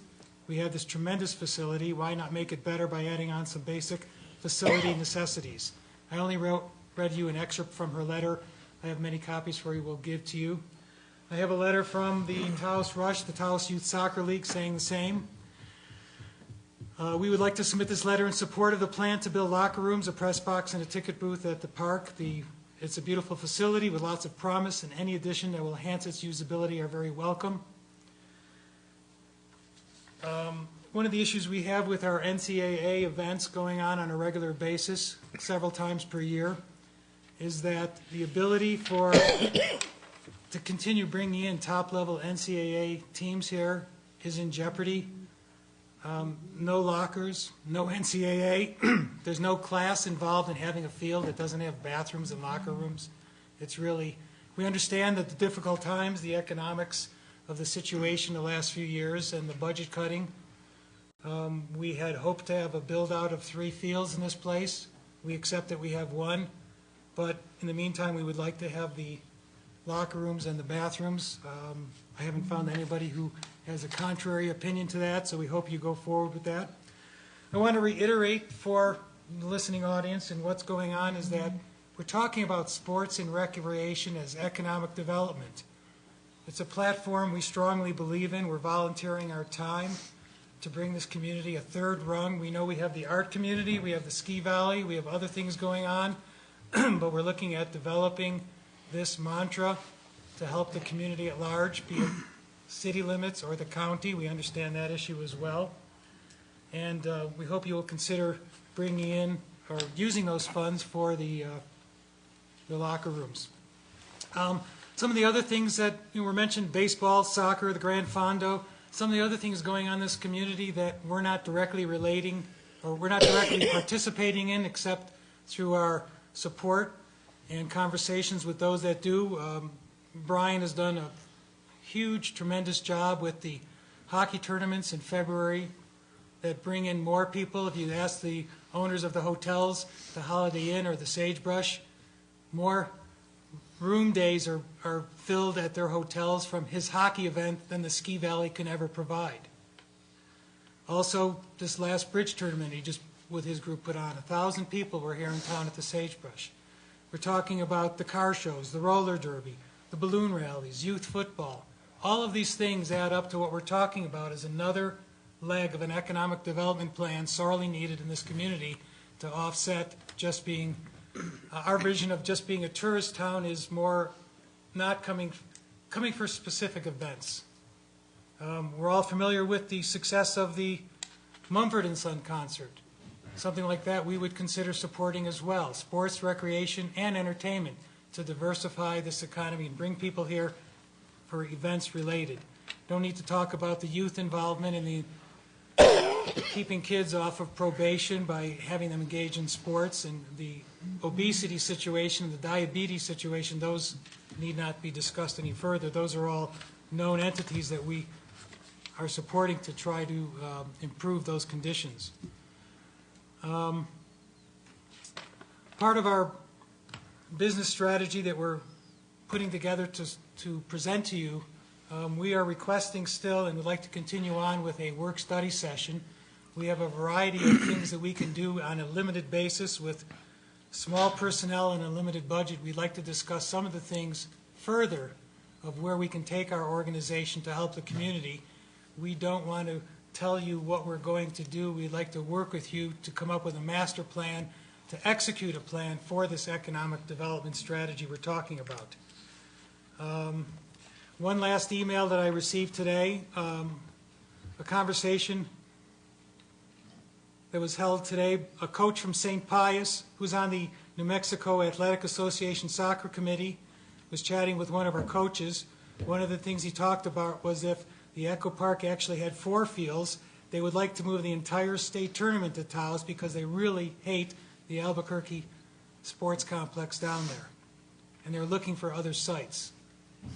That's 48 teams for quarterfinals, 24 semifinals, and 12 in the finals. Just another event that we're talking about doing. People, families will spend money on kids going to sporting events. You can hear all the people saying, I took my kid to Las Vegas for a baseball tournament, or going down to Albuquerque all the time. We would like them to come here instead of us leaving Taos to go elsewhere. So again, what we're doing, and I know, is sports and recreation for economic development. Thank you. Thank you. Just to summarize really briefly, we are tasked under the contract to prepare a business plan by the 15th of November. We have a plan in place, but we don't feel that we should submit such a plan because we don't feel it's adequately engaged the council in the types of thoughts that we're having about the future of the eco park, the future of sports and recreational economic development in this community. And before we present that plan, what we're asking for is that we have this work-study session first, that we present some of our ideas, that we hear some of your ideas, and that we work together to develop a plan that we all can appreciate and agree on going forward from that point on. To that, what I'm requesting specifically is a time and a date that we can actually have that work-study session done. So you have a concept of a plan now? Yes. Okay, so at least that'll be a building place that we can start there. In fact, Okay. I have a major strategy I would like to present at the work-study session, which needs quite a bit of discussion and full support, but the purpose of this strategy is to relinquish the town from being the sole provider of funds for us to keep us going. But that requires an approval of an idea and going forward with the ability and the support of town council. Okay. I will go ahead and get with the manager and get a date going with the council. Specifically, the request was to delay the delivery of our business plan until after the work-study session. Our business plan is supposed to be delivered on the 15th, which we're prepared to give you. I don't know if it'll give you what you want because it was done from our perspective of what we want to do. It doesn't incorporate what we want town council to participate with us. Sure, and we understand that at the last meeting, council direction was to turn in a business plan. Let's go, unless council changes the direction, but let's go ahead and submit that, and then we'll go ahead and set a meeting soon thereafter. I'm sorry, you want our business plan submitted in advance of the work-study session? Yes, correct? that's what council direction was at the last meeting, and then we will go ahead and set up a meeting, and understanding that this business plan, based on your comments here, is a work in progress. So. Thank you. Let me get to Councilmember Alita and then Councilmember Peralta. Thank you, Mr. Mayor. Gentlemen, thank you very much for your hard work. You're all volunteers, and you work really hard at this. It's very hard economic times, and it can be very frustrating at times. Previously, I had requested from the mayor and manager that we schedule a work-study session. In dialogue with Mr. Yurvitz, I think we had decided that that work-study session would occur later in November to allow you time to develop your business plan. Now you're telling us that you have a conceptual business plan. I think that's a step in the right direction. Mr. Mayor, Mr. Council members, and Mr. Manager, I think we're ready now to schedule this meeting. The real issue here is what came first, the chicken or the egg? I mean, it's a very tough dilemma that you're in, and I fully understand that. But I think the purpose of the work-study session is not only to bring you folks and us folks together, but it's also to rejuvenate the support of the council for the Echo Park, and even more importantly, to allow the community at large to offer constructive input.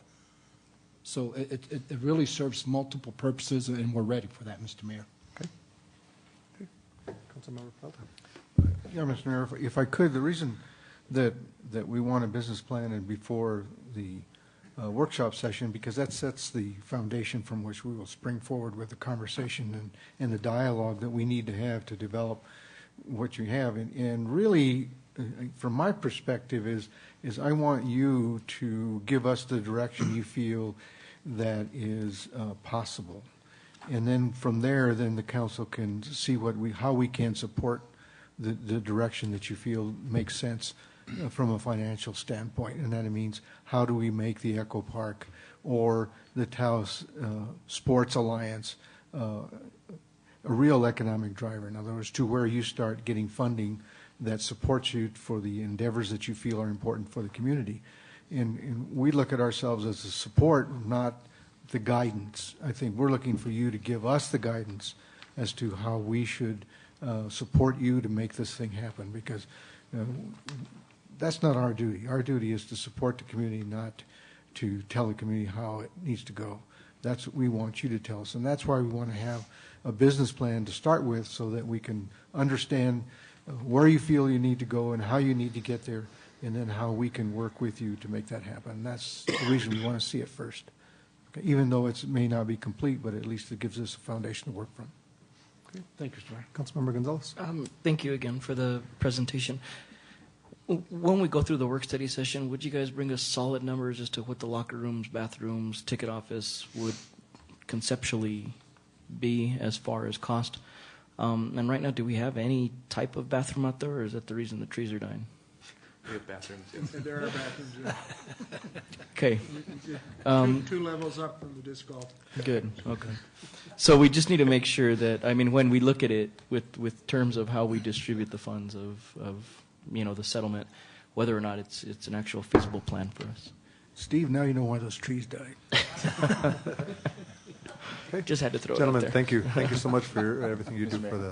Can I just want to add one more point? I'm sorry, go ahead. Go ahead, sir. That's fine. Go ahead, and then we'll go to comments. I just wanted to add that some of the documentation I have, just want to report some of the gross receipts tax documentation that we derived from the actual rates in 2010 to 2011. We estimated about $48,000 being returned to the community from our efforts. In 2011 and 12, it was $48,000. In 2012-13, this year, we look at the contribution back to the community of $90,000, and that's growing every year. And we just wanted to, we'll include that in the business report just to put that perspective. What rate are you looking at? We have the rates that. You mean the multiplier? No, this is not. There's no multipliers. No, not a multiplier on this. No. What is the tax rate you're using? Here, I've got it. You got the. It depended on the year. So when Mr. Israel created the document making the estimates, for example, the cumulative for 2012-2013, for some of that year there was a 7.6875 gross receipts tax rate. We calculated that we generated somewhere in the range of $269,369.25 under that tax rate. Okay. Let me clarify that for you so that you can get your numbers right. 5.25% of that goes to the state, does not return to the community. So when you're doing your numbers, the difference there is what comes to the county and the city. Okay. We understand. So I'm just saying, if it's 48,000, and to interrupt you just briefly, that's the difficulty with developing a business plan, because from a philosophical standpoint, from a community standpoint, that entire tax may be going partially to the state, but the entire tax theoretically is going back into this community through state programs and state funded roads, CAV, et cetera, et cetera. And we haven't used those monies don't go to roads, by the way. I can tell you where those monies go. That was my job when I was in the legislature. I would love for us to get the equal amount. But I'm just saying is that the numbers you really want to do that come back into the community is the rates that stay here. And that is, it's not a small number. I'm not trying to make it to minimize what you're doing. I'm trying to show you that let's talk about real numbers. And the real numbers is, for example, with the lodger's tax, that all stays here. That 5% that is paid to county and to town lodges does stay in the community and is used for us to assist you in advertising, that sort of thing. On the gross receipts tax side, as I said, 5.25% goes back to the state. And of that, about 1.5% actually comes back for education. The rest of that goes to statewide programs. Correct. And that goes to, I'm sorry, that 1.5%, by the way, goes to education throughout the state of New Mexico.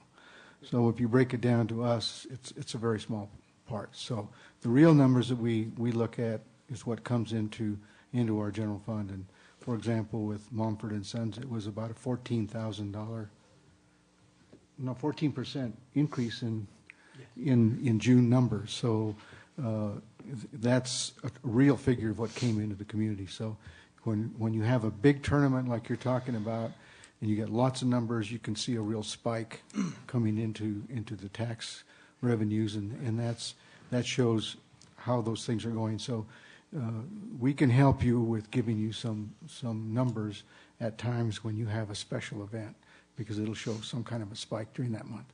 So, yeah, but it's not a little number, but I'm just trying to say is that we have to make sure that we're talking the right numbers. Also, I believe that the April gross receipts tax, after a series of many months where it was down, was actually up in April from the event that we did in the several weeks in April from the NCAA showcase. Well, the gross receipts tax for the town of Taos has been up since November, every month. It was year to year, I believe, then. Well, no, year to year. I mean, from last year to this year, we're up every month, which is a good indication that things are starting to come back and the economy is starting to improve in the community, which supports all of us. Thank you. Youth Member Landgraf. I'd just like to say thank you for your presentation, first of all. You did a wonderful job. All your numbers about economic development were incredible. But beyond that, I'd just like to thank your commitment to the youth of Taos, as well as just everyone in this room who could participate in any of the programs, use the Eco Park, and I thank all of you and would like to see this program continue to grow. Thank you. Thank you. I did have one request from a constituent who would like to know if the lights can be on later in the evening as it gets dark. A lot of people like to walk in the park, and now they like to walk. Traditionally, it's been a 6 to 7 o'clock walking time, and now that it gets dark at 5, they're requesting that the lights go on for the walking crew that has 9 to 5 jobs. Okay, and we'll look at that. One of the issues that we have is that's the demand time with Kit Carson, and there's some dynamics that we need to work with that so that we don't turn them on at that time and then get charged that demand charge, especially if it's just going to be that little. That's the beauty of the solar panels. Exactly. Maybe we can get those library fees converted over. Yeah. Maybe you can put you can put quarters in lighting machines, and then yeah, it can be lit that way. Mr. Mayor, I have one more comment. Councilmember Abeta. Mr. Mayor, in closing, council members and ladies and gentlemen, as you can see from the discussion that we just had, we're not perfect. We're not a perfect fit, and that's why we need to have this work study session so that we can bridge those gaps. We have 2 new elected council members here that weren't part of the original concept of the Eco Park. We gotta get them on board to make sure they're good with it, and then we need that public input. But folks, we have close to $2 million invested in this. Now is not the time to turn back. We got to move forward, and an 85% solution today on this business plan is better than a 100% solution tomorrow. So the time has come to have this workshop. Let's do it. Okay. Thank you. Thank you. Thank you, gentlemen. Thank you. Thank you. Okay, next we will go to item C, consideration and possible approval of multi-year lease agreement with the University of New Mexico for the use of Baton and Rio Grande halls. I'd like to thank everyone from UNM for being here. Dr. Kate O'Neill, welcome. And I would just like to thank you all for your hard work in getting us to this point. Mayor Cordova, members of the council, good evening. It's good to be here. Good to see you all. Dr. Kate O'Neill, director of UNM-Taos, and with me is Dr. Marty Hewlett. He's the Associate Dean of Health Sciences, and Mr. Louis Moya, who's our Director of Development.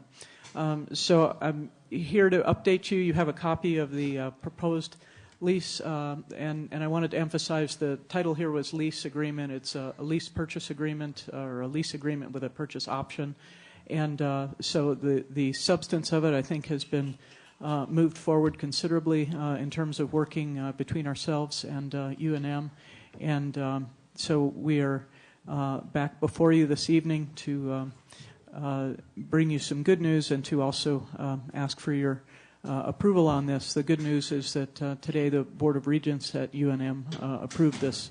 So that's hot off the press as of this morning. And so this is moving forward, I think, in a very good direction. We're excited to partner with the town on this, with Rio Grande and Baton Halls. And with that, I think mostly we're just here to answer any questions that you might have and to just underscore that we're excited that this is moving forward, and we ask for your support. Okay. I'd like to thank Oscar and Councilmember Peralta for going to the hearing today and testifying. We understand that it was received very well with the Board of Regents. So we concur. We appreciate their support very much as well. Sure. Thank you. Any comments, questions? Let's do this. Okay. What is the pleasure of the council? Move for approval, Mr. Mayor. I'll second that, Mr. Mayor. Motion and second. Under discussion. Councilmember Peralta. Mr. Mayor, if I could, the motion before us would be to tentatively approve the lease agreement with the ability for the mayor, the town manager, and the town attorney to go through it and make sure that it meets all the legal requirements. And by the way, the university has $4 million to put into this building and get it going for a real good service to this community. And actually what we're looking at is the university is looking at moving the nursing program and other health sciences to this facility here. Okay, Mr. Mayor, I guess I would have to rescind that motion. And or just amend your motion to include, to allow the mayor and manager and yes. attorney to thoroughly vet the. Yeah. You mean Brian hasn't read it yet? Brian read it already. it's being reviewed by both lawyers at this point. So, but I think the substance, we're really charging you a whole lot a year. It's $1 a year, and then if you want to buy it, it's a whole $1 to buy it. So, you know, this is truly what I would like to commend this council, where this is truly collaboration by two governments at its best, to really, and without looking at who owns the building, truly does it serve the best interests of the constituents, and that this is the best thing that I could think of that I can get done. And I want to thank Dr. Kate O'Neill, Mr. Bill Knief, for bringing the project to my desk and having the idea and the concept. And boy, when I heard those, that was music to my ears, because what better way to utilize these public buildings and for education. It's going to be great. Well, Mr. Mayor, and I wanted to say also that I was a little worried that the feeling of the Board of Regents was that we were passing off the building, you know, just to get it off our books onto yours. But at the same point, I wanted to make sure that it went to an entity that could truly utilize it in its true capacity. I didn't want to level it, turn it into a parking garage when we have some abilities there, especially at the rate that you all are growing. I want to continue to see that happen and continue to foster that here within our community. So thank you for Councilmember Peralta and Oscar for making that pitch to him for us. Okay. And Mr. Mayor, members of the council, I want to just emphasize that we are indeed growing 9% this past fall. 22% headcount is up over the past 5 years. And I think people understand that on the face of it, this is a win-win, and yet it really will represent, as Councilmember Peralta mentioned, an investment on the part of UNM-Taos in these facilities, and we're very willing to do that, and we're excited to be part of that in the downtown presence. Thank you. Well, and clearly, UNM-Taos is clearly poised. You're in that business. You're in the business to educate people, and we're not in the convention business. It's one of those things that it adds to the quality of life, but we have to balance. Is it truly getting us our best bang for our buck? And this is the best thing that we can do. That brings me to the conversation that the schools have utilized it for their prom, and they asked me this last week. Will they be able to use it one last year? And I told them that it would be totally up to you. We're not going to put that as a condition. It's going to be at the will of at UNM. Mr. Mayor, members of the council, I appreciate that very much. And as members of this community, I think what we're going to have to do our due diligence, and we're going to have to use the facilities. We're actually very much in need of those facilities. But I think we will try wherever possible to work with those members of the community that we can support, perhaps in finding other venues or in other ways that we can support them. Okay, so I will direct them to your attention then. Okay, thank you very much. Mr. Mayor. Councilmember Abaten. Just one final comment. In today's hard economic times, to have Rio Grande Hall and Baton Hall sitting there with an approximate 10% utilization rate, bringing in virtually no revenue, this is a no-brainer decision. You guys are going to take that building, you're going to update it, and you're probably going to use it 95% plus of the time. So it's definitely a no-brainer. Great. All right, there's a motion and a second. All those in favor signify by saying aye. Aye. Those opposed, motion carries. Congratulations and good luck. Thank you. Thank you. Thank you. Thank you. All right, next we will go to item D, consideration of possible approval of amendment number 2 to contract 09303 with the Library Corporation for library operating software. Oscar. Yes, sir. Mr. Mayor, this is a piece of software, a very core piece of software that the library depends on to run the library. In essence, this is just a license fee to the Library Corporation for use of this. We're simply doing another year of that. It's going to cost a little bit more this year. Everything goes up. Okay. What is the pleasure of the council? Move for approval. Motion and a second. All those in favor signify by saying aye. Aye. Those opposed, motion carries. Next, we will go to item E, Resolution 1359, consideration approval of Resolution 1359 to hire Tyler Burt as a recreation specialist on a temporary basis within the Recreation Department. Mr. Burt, who is a brother-in-law to employee Stephanie Lucero Burt, who is a lifeguard in the Recreations Department Pool Division. Move for approval, Mr. Mayor. Second. Motion to approve and a second. All those in favor signify by saying aye. Aye. Those opposed, motion carries. The next following items, I understand that we're going to, since they all have to do with Public Works and their resolutions, I would ask the council if they would consider us getting a presentation from the following items, items F, G, H, I and J. And J. If you want, Mr. Mayor, I can have the staff come here and give you a quick presentation about what each one of those is, or if you want, I could give you a quick review myself of what's all there. Whatever goes fastest. I didn't put those on the consent agenda because I felt maybe the council may have some questions on some of those as to what they were for, but if the council is ready to vote for those under one motion, I would certainly entertain that. What is the pleasure of the council? There is, but I'm sorry. We have Excuse me, I'm sorry. We have a motion, and then let me get a second. Is there a second to approve? Second. There's a second now under discussion. Oscar. Yes, sir. Mr. Mayor, there's just some typos. I apologize for those. Resolution 13-60, it says there 2013-3014 COOP. It should be 2014. The resolution apparently has the same typo.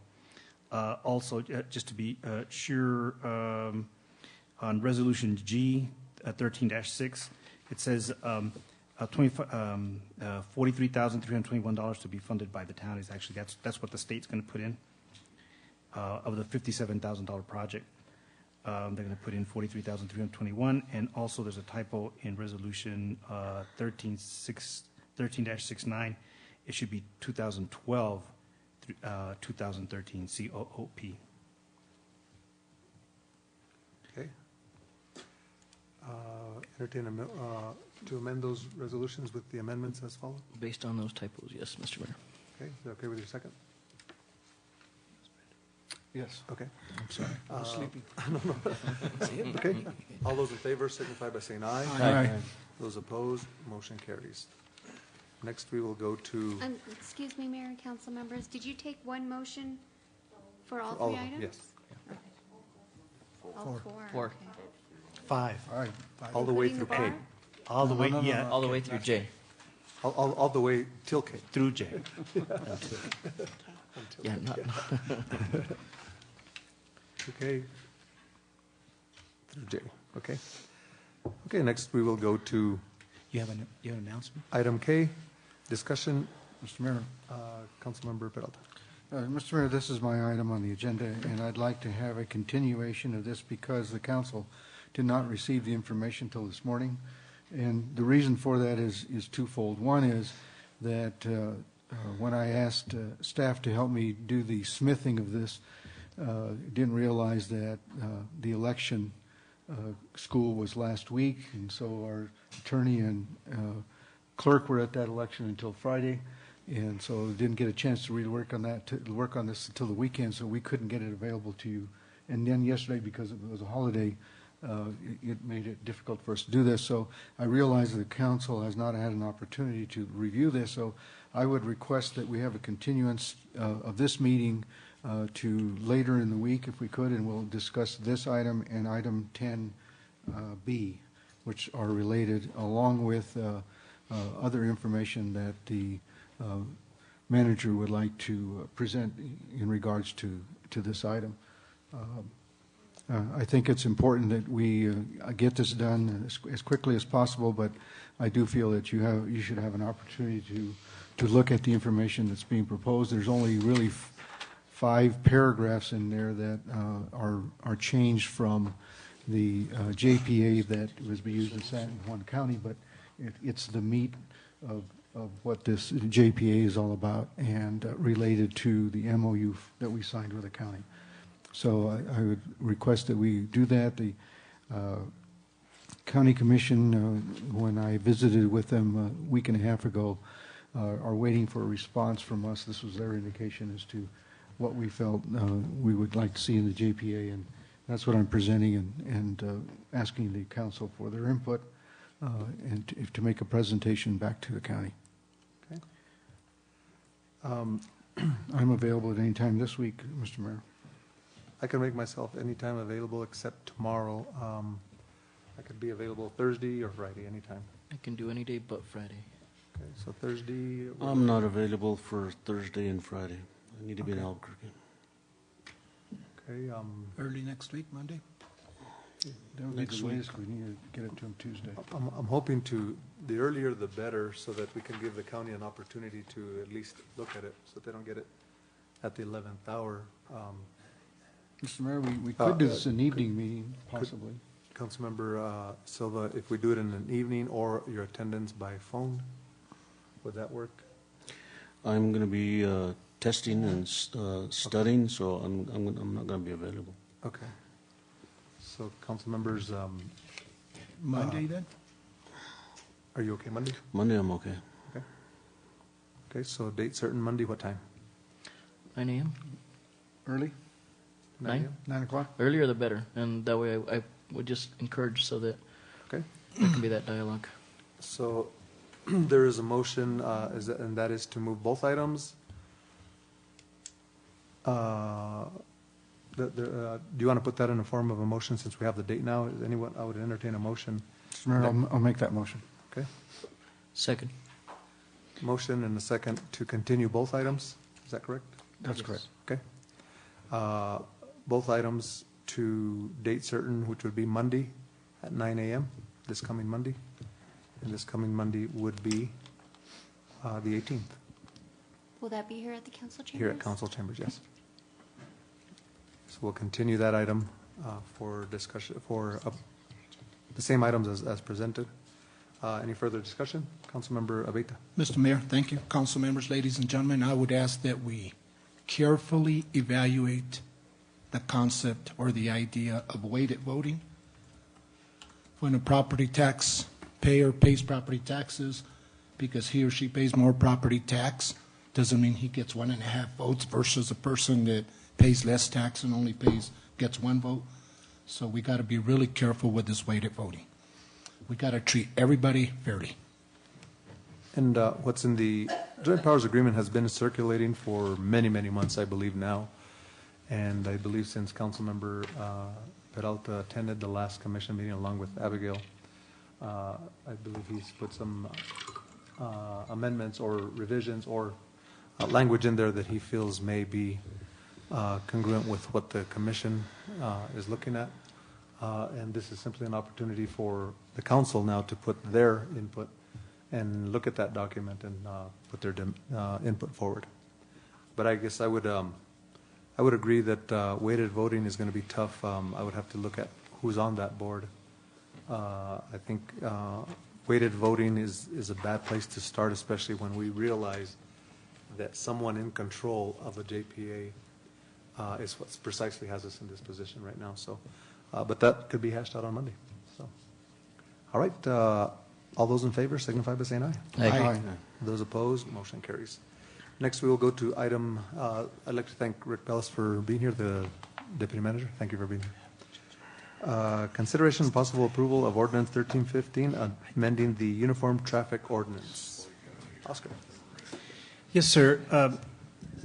Well, we're going to have a public hearing here, and I guess we'll wait for the crowds to gather and come forward to speak on this. I'll quickly summarize for you what's in here. This simply complies in or amends our local laws to comply with state law. Among the things that are most significant here are that it used to be that there was one offense that I guess you were charged, Chief, you were charged for just one offense, whether or not it was one thing or the other. And now, among other things, this separates it in 2 different possible offenses, and that is the act of driving without a driver's license now could potentially, or with a suspended license. If I may, the first law was driving while suspended revoked. The changes have now created so driving while suspended and then driving while revoked. This is just basic house clique. I mean, this state law has changed this way. We're just So, being this is a public hearing, I'll open up the public hearing for comment. Does anybody like to speak under this item? Nobody? Seeing none, Mr. Manager, I'll close the public hearing. What is the pleasure of the council? Move for approval. Second.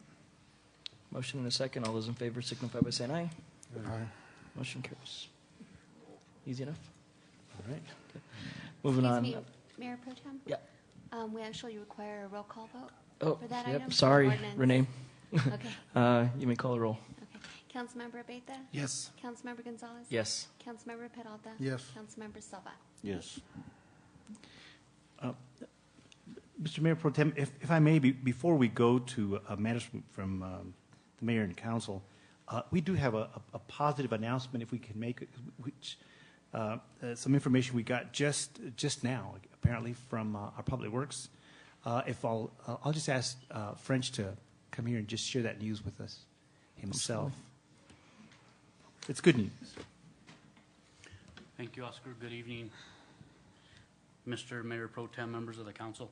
I just wanted to inform the mayor and council that we received word today from UNM-Taos that the signalized intersection over at Estes Road will be fully funded out of their coffers, which means the grant agreement that was approved at the last council meeting of $160,000.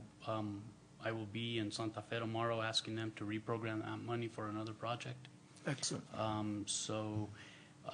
And to also coordinate the projects. They're going to let theirs in December, and construction will be early spring, so we will try and coordinate that with our project. Which means that this would advance it perhaps even a couple of years from what it was first when you first stated it was going to happen? Yes, about that, yeah. It's awesome news. SDS Road, Mr. Mayor, SDS Road intersection will now be paid 100% by the state, and they're going to start construction this summer, as opposed to, but possibly even it could have been even longer than 2 years. But we were looking at sort of a horizon of about 2 years, so now it's going to happen this summer. I come out of that intersection a lot myself. It's a very wild, very dangerous intersection. Been Deadly that way intersection. for years. Been that way for years. Congratulations. That's great. Great news. Good job, French. Thank you. I have a question. Councilmember Silva, sorry. French, that's great news, but on another note, I've noticed the state highway survey crews out there gathering data, XYZ coordinates along Paseo Pueblo Sud. Can you tell us what that's all about? Mr. Mayor, Councilmember Silva, yes. A couple meetings ago, I came before the mayor and council with a brief presentation as to what NMDOT was going to start doing in the community. And so basically, that project, they're just gathering information to create a topo so that they can resurface the roadway and provide ADA facilities from Cervantes south to 518. Okay. That's all I needed to know. Thank you. French, and where are we with the, we talked about collaborating with the county for the next CDBG project, because I believe a lot has to do with the town's aggressive approach in fixing that intersection, getting the roads leading up to it, because now there's a rationale to put that signalized intersection. So now, we're looking at what is our next CDBG project. We've received CDBG the last few years, and we talked about Camino del Medio, and the county collaborating with us in their application, so that instead of one entity getting 500,000, the other entity getting nothing, because they wanted to do a community center in Cuesta, which that will never fly under this administration. This way we'd get $1 million on a multi-year phased project and continue with getting funding from CDBG, and then the state would kick in monies because State Road 240 meets up on both ends. Are we on target to apply for that? Mr. Mayor, Oscar and I have talked about that. We've developed a very preliminary approach so that we can caucus with the county, so that we may develop a plan that both parties are comfortable with, and of course talk about engineering and how much and when and where. Of course, they would have to have the votes to get that, but this would mean that this community would get $1 million, I would say, for the next couple of years, every year, because it's going to be a multi-phase project. Yes, that's correct. Okay, great. And it's one that meets perfect the confines of the CDBG grant. Okay, thank you. Thanks, French. Okay, next we will go to item A, consideration and possible approval of appointments to the Hospital Study Committee. Oscar? Yes, sir. Mr. Mayor, today we circulated to you the list of nominations for each of the positions in the study committee. There are only at this point 4 blanks, and it has to do with the hospital board themselves. They're going to be meeting, I believe, this week, and among the things they're going to discuss is who's going to go, who will represent the board, the hospital board, on that committee. Also, the Intergovernmental Council has 2 spots. They'll be meeting tomorrow to designate the people who will be representing the Intergovernmental Council on that tomorrow. But you have there, all the people who've been nominated. I mean, in some cases, you have more people than there are slots. Our goal was to be able to serve this all up to you so that you could then, approve and get the committee going. You have that in front of you. You just now have to pick who is there and who is an alternate. There was a lot of discussion last time that there should be people as well as alternates. And I think you have, in most of those cases, enough nominations to be able to fill those requirements. Now, you'll recall that the original charge was that they come back no later than January 30th with recommendations.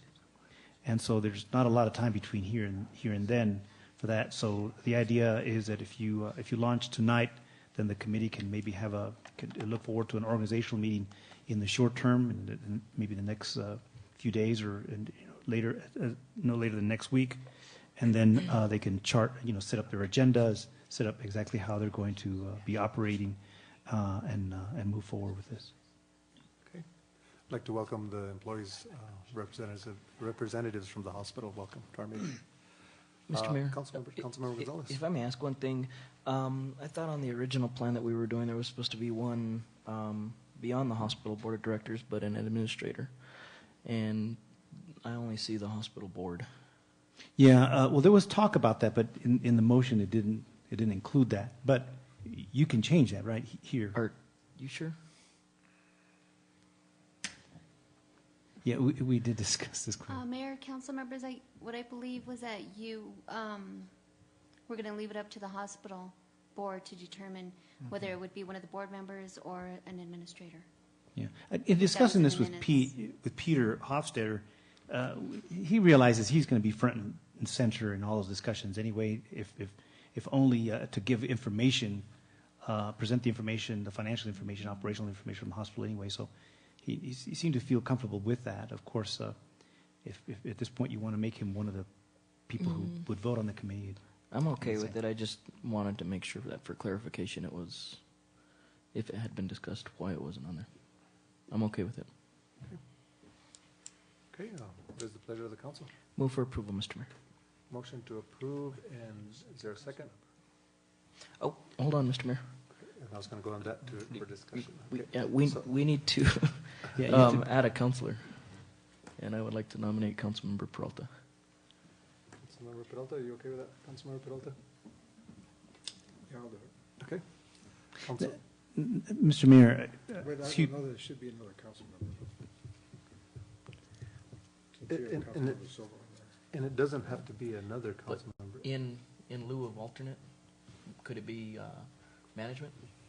I would say if Councilmember Peralta would serve, if he's okay with this, as alternate to Councilmember Silva, and then a staff member from the town, such as the manager, assistant manager. I mean, you're the boss. I would recommend that, if that's okay with you. I'm okay with that. Okay. So entertain a motion to approve adding Councilmember Peralta as alternate. And in his place, a Taos management staffer. Okay. It's a motion. Is there a second? Second. All those in favor signify by saying aye. Aye. Those opposed, motion carries. Thank you all for attending. Thank you. Okay, next we will go to item C, ban on plastic shopping bags. Consideration and possible direction to staff regarding a ban on plastic bags. Councilmember Gonzalez, you asked for this to be on there. I believe this was as a result of Santa Fe recently introducing one that seems to be pretty interesting. I do have an open mind on it. I want to say that I have had my reservations, I guess, if you will, on previous proposals that have come before us, but I'm interested to see what the city of Santa Fe has. I think it's pretty interesting, as you explained it to me. So, Councilmember Gonzalez. Well, Mr. Mayor, not only just with regards to the city of Santa Fe, but the more I travel, the more I see that within these cities that there is some type of plastic bag ban ordinance. And typically the way it works, and if you read through the ordinance that was passed by the city of Santa Fe, it does encourage the use of more sustainable products. So with regards to reusable bags, paper bags, whatnot, completely eliminating the actual plastic bag itself. I've seen different variations of this in my travels, more along coastal regions because of the high likelihood of it getting into the oceans. But what I do see is in other more inland cities is that there is a fee on plastic bags that goes towards recycling. And that would be a nominal fee, much like Santa Fe did, not to exceed 10 cents per bag. But at the same point, I think just to curb some of the plastic bags that we see floating around this community, it may be time for us to entertain doing this. So I would ask my fellow councilors to join me with regards to this, and I know that I'm sure there'll be a little bit of reservation, there'll probably be some reservation, and I'm well open to comments from the retailers within the community as well. But we tout ourselves as one of the most sustainable communities in New Mexico, yet we go to Walmart and walk out with 25 bags and 22 items. So I would like for this to really come before the council in the sense that we start protecting the environment, not only that, but picking up some of the trash on our roadways. So, Mr. Mayor, that's where this ordinance and my asking of this ordinance came from. Okay, would you like to bring that in a form of a working draft resolution, perhaps? Mr. Mayor, if I could comment before we go that far. Santa Fe is a home rule city, and they have more authorities than we do. And I'm not sure that we have authority to ban bags. I think it's something that we have to research as to whether you have authority or not. Secondly, we can't charge a fee for bags because we don't have taxing authority, and that's a tax. And I think that Santa Fe may be in a problem with their 10 cents a bag tax because I don't think they have the authority. At least I haven't seen anything. There's no reference to it in their ordinance. I hate bags. I'm going to preface this because I hate them. And in fact, Oscar and I had a discussion this morning, and I said, I go to Costco and I go to Sam's Club, and they don't have bags. And it's not a problem for me. And there's many times when I'll go into a store and they offer me a bag, and I say, keep it. I don't want the bag. I'll take my stuff in my hands. I really hate bags, but I don't know that we have the authority. So I think that we need to do that research first. And if we do have the authority, then we can move forward, and I can support that. But right now, I really feel that since we're not home rule, we don't have the same authorities to create certain types of ordinances like this. Mr. Mayor, with regards to that, so I guess I would ask that we move forward contingent upon what legal finds, but not only that, should legal not find us to have that ability, that maybe we pay a visit to some of the retailers and ask for a voluntary step on this action, just as good stewards of the community. So I think, Councilmember Gonzalez, your comments lead, you would want a possible motion to direct staff to bring you options that would consider if we have the authority to follow what Santa Fe is doing. Yes. And if not, what are the options? What are other communities doing in banning of plastic bags? Well, and I guess I would ask, too, with regards to us not being a taxing authority, I mean, it's a good time to get the county commission involved on something like this. They aren't either. Yeah. And I think that we would have to look at the dynamic. What authority would we have within those? What parameters do we have to ban plastic bags, if any? And I think that's what this council direction is leaning to, is direction to staff to bring us some options. It appears to me that that's where, in conversations with council members, that's where we want to have something on the table that leads us to that discussion. So, Oscar? Mr. Mayor, Council, excuse me. I've lived through 3 of these in Washington, D.C., Montgomery County, Prince George's County. And people do it differently, different places, all the way from, you have options of banning things, outright banning them. Other places, for example, Washington, D.C., actually just taxed all the bags and kind of let the market sort of take its toll. And still another community, they sort of did it in phases. Now, but every place where it's been successful, there was a long education process. For example, I interviewed one of the assistant managers over at Whole Foods this weekend, in preparation for this, and it was very interesting. First of all, he was waiting. It's not going to take effect until February, and part of the reason for that, he said, because they need to reprogram their cash register so they can press the button, 10 cents for the extra bag. So there's a lot of things that they have to put in place for that to happen. So, we should just take it into account. So if I may, what I'd like to come back to you with is a plan about it. If it's option A, all the things that you would want to do with that, including the whole public education side of it, and how it all gets phased in. And so, if you could put it include in that, then I would come back with a full-fledged plan about how that can happen. I'm okay with that, Mr. Mayor. I'm very young in my political career, so I think I have time to wait this one out. Councilmember Abita. Thank you, Mayor, council members, ladies and gentlemen. If you recall, a few years ago, we were in the same boat. An ordinance was brought to the town council. I voted yes for that ordinance. I believe legally it can be done. Mr. James, do you have any initial comments? I see you shaking your head already. Well, I have a lot of comments. I just this evening read a 28-page complaint filed by the people that make these bags against the county of Santa Cruz in California. I don't mean to be the poster boy for plastic bags. I don't really like them.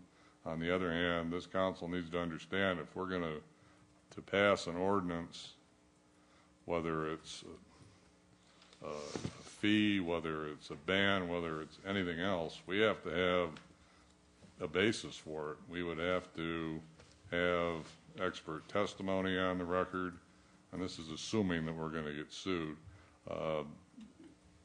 This is not as simple as just saying we don't like bags and we don't want them in Taos.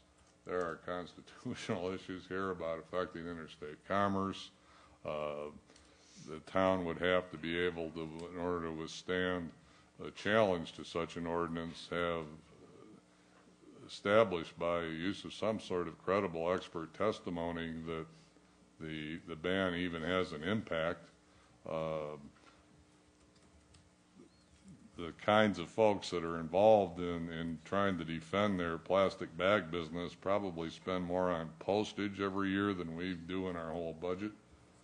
I mean, this has the potential to be extremely expensive, and conceivably, under the worst case scenario, you could even end up paying a cost in attorney's fees.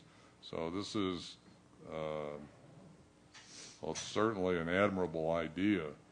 We have to go into this with our eyes wide open that there are potential downsides to this, and even the passage of it, hiring the experts to establish the factual basis in preparation for a lawsuit would and could be very expensive. So I would certainly, I mean, citing the Santa Fe example, they took off on Quest several years ago relative to franchise fees. They've been in litigation for 6 years. So this is not just well, let's pass this and see what happens sort of a thing. This has the potential to be a really big deal. And while I enjoy any kind of litigation, this litigating about this could literally cause major disruptions in the town attorney's office.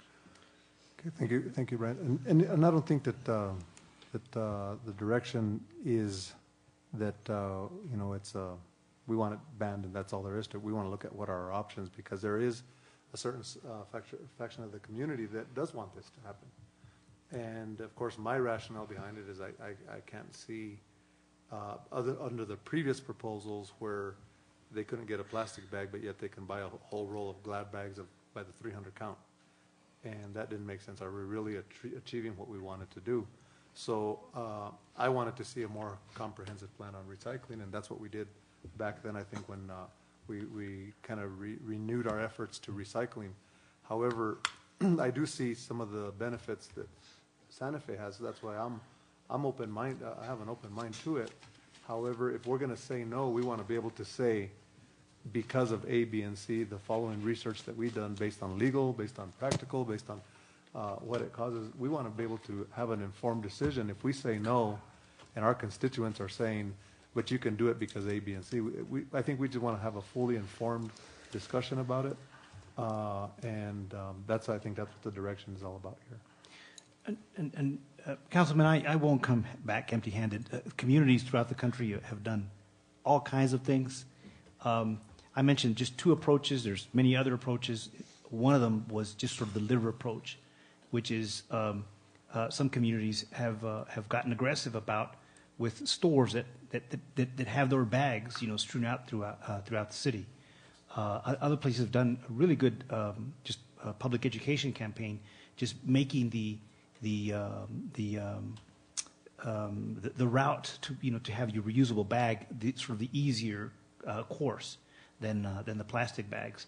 And so if it turns out that we run into legal roadblocks, I'll come back to you with some proposals about things that have been successful in other communities about addressing the problem with bags. And Mr. Mayor, this isn't a target against retailers. I think we went, before Walmart with regards to the property that sits directly adjacent to Walmart, and they were very amicable about keeping that area clean. I think they do it to the tune of once every couple of weeks now, which has made a huge improvement within just the main thoroughway. But so I would ask too that even with regards to the legal aspects of it, that we even as a kind gesture show to them that hey, if you're willing to do it voluntarily. But and one of the reasons I brought this up was because I have a huge calling from my constituents that continually ask about plastic bag bans, and we see it regularly with regards to what UNM-Taos does and other entities,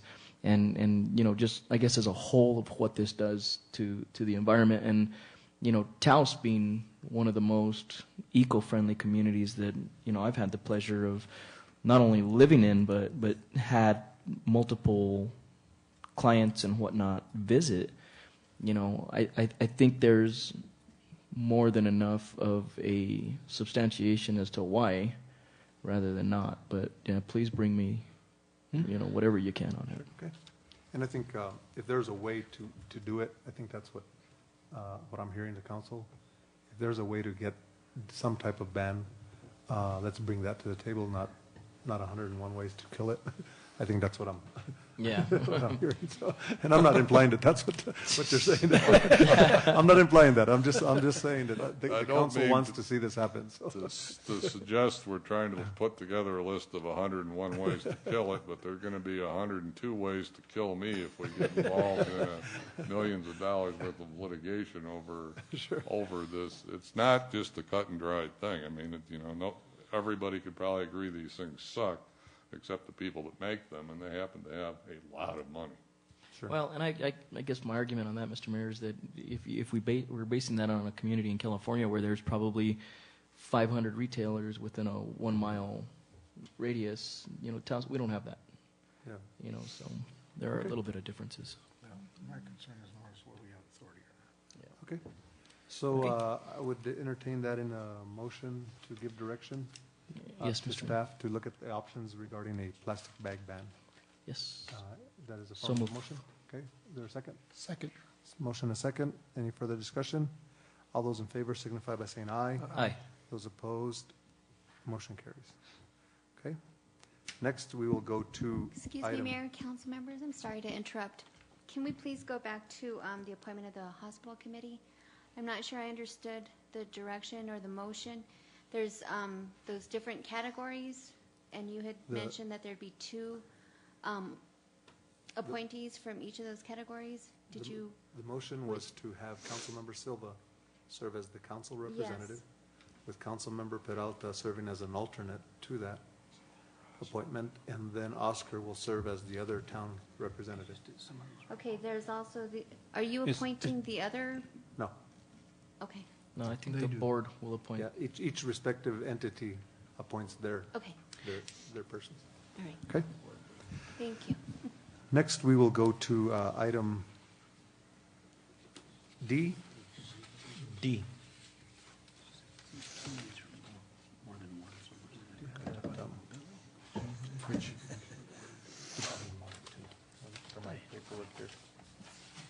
Okay. Go to item D, appointment of Billy Romero to the Planning and Zoning Commission. The Planning Commission to serve a 2-year term. As you know, council members, we do have a vacancy, and Mr. Romero is in the audience. Mr. Romero is the owner of Rio Grande Propane in Taos, the only locally and independently owned propane company. Mr. Romero is a third-generation business owner from a family with deep roots in Taos's business community. He has been serving on the board of directors of the New Mexico Propane Gas Association for over 15 years and currently serves as an officer for the association. He also serves on the TAC committee for the Construction Industries Division LP Bureau, working with consumer advocates, public regulation commissioners, New Mexico Attorney General, and New Mexico political leaders, as he was instrumental in developing New Mexico's first consumer bill of rights for propane customers throughout the state. I have seen Mr. Romero in action at a. He was instrumental in also bringing the New Mexico Propane Gas Association to have their conference here in Taos. It's clear that Mr. Romero is highly respected in that organization, and I think that he would serve very well in our Planning and Zoning Commission. He has committed that he would be anxious to serve. He's deeply committed with how Taos grows and understands what the role would be as a planning commissioner. So I would entertain a motion to Mr. Mayor. accept. Councilmember. It'd be my honor to God, I'm halfway sick. I can hardly wait to get home. I can't even think. I move to approve. Move to approve. Motion to approve Mr. Billy Romero to the Planning and Zoning Commission. Second. And a second. Any further discussion? All those in favor signify by saying aye. Aye. Those opposed? Motion carries. Mr. Mayor, Thank you. Councilmember. if I may, real quick, how many vacancies, if any, do we still have on the Planning and Zoning Commission? I believe we have one more after this appointment. There was two, and I believe, is my understanding that this leaves one vacancy. Well, that's until next month, at which point there's three more. Yeah. Okay, so if anyone knows anyone that would like to serve on the Planning and Zoning Commission, please let me know. If you have council members, if you have anyone that you would like to bring forward. Congratulations, Billy. Your first meeting is tomorrow.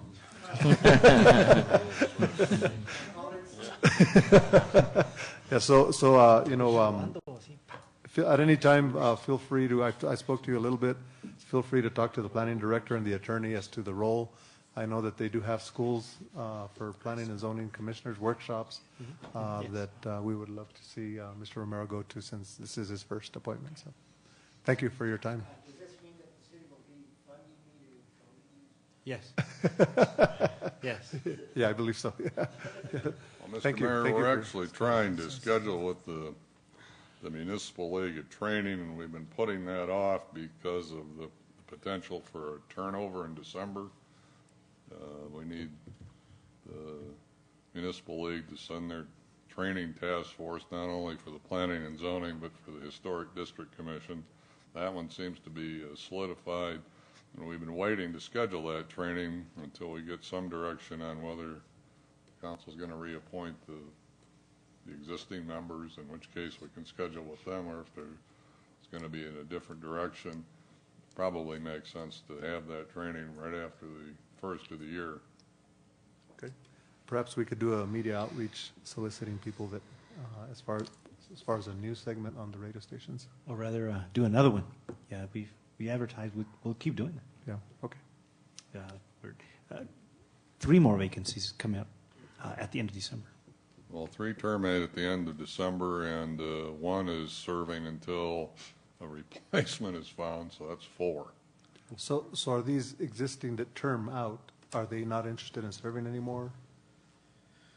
Well, I don't know. I haven't asked them, but Okay, let's find that out and schedule a meeting so that I can start looking at individuals to appoint. yeah, having sort of been working on recruiting volunteers, it hasn't been the easiest recruitment. Sure. Okay. Thank you. Thank you, Billy. Thank you. Thank Okay. you. Yeah, maybe Mr. Northrop might want to. That's what I say. Might want to serve. He seems to have a lot of time. Okay, next we will go to appointment of the Finance Audit Committee member, and that would be Mr. Doug Swinehart. since Wanda Lucero has expressed her desire to step down because of conflicts within the insurance industry, I understand, that don't allow her to serve in this capacity. What's the pleasure of the council? Mr. Mayor, yep, second. Motion to approve and a second. Discussion? Just want to say that I think Mr. Swinehart would be an excellent addition to the Finance Committee as he is deeply rooted in finance. I agree. He is, he's very good. I agree. Okay, all those in favor signify by saying aye. Aye. All those opposed, motion carries. Next, we have item 11, executive session. The council will adjourn to go into executive session to discuss pending contemplating litigation pursuant to NMSA 1978-1015-1. Aren't we supposed to say at least what the litigated individual is? I believe we are supposed to. Let's see, we have a Beta, we have the Kachina Motel, we have the airport annexation, we have Well 9, Parker Brothers, and Spring Ditch. Okay. See you midnight. The open and transparency. Thank you all for attending, and we'll be adjourned. Motion to adjourn to executive session. So moved, Mr. Mayor. Motion and a second. Nobody wants to go? Nobody wants to go into executive session? We'll forego the executive session. Motion and a second. You want to go to executive session? Well, do you guys want to continue it? I just say get it over with. Motion dies for lack of second. What do we want to do? Do you want to table the executive? Is there anything pressing that needs to be discussed? Just get it. Let's just get it over with. Mr. Mayor, I'm the one guilty of this. I frequently get questions from each of you, where is this and where is that? And so depending on who asked, things have changed, and I kind of wanted to get all of you the same information at the same time about where each case stands at this moment. And that's all we're trying to do. If you're comfortable with where that's at. Move to adjourn. Sorry. Move to adjourn to executive. To executive session. Is there a second? Motion and a second. All those in favor signify by saying aye. Those opposed, motion carries. Okay.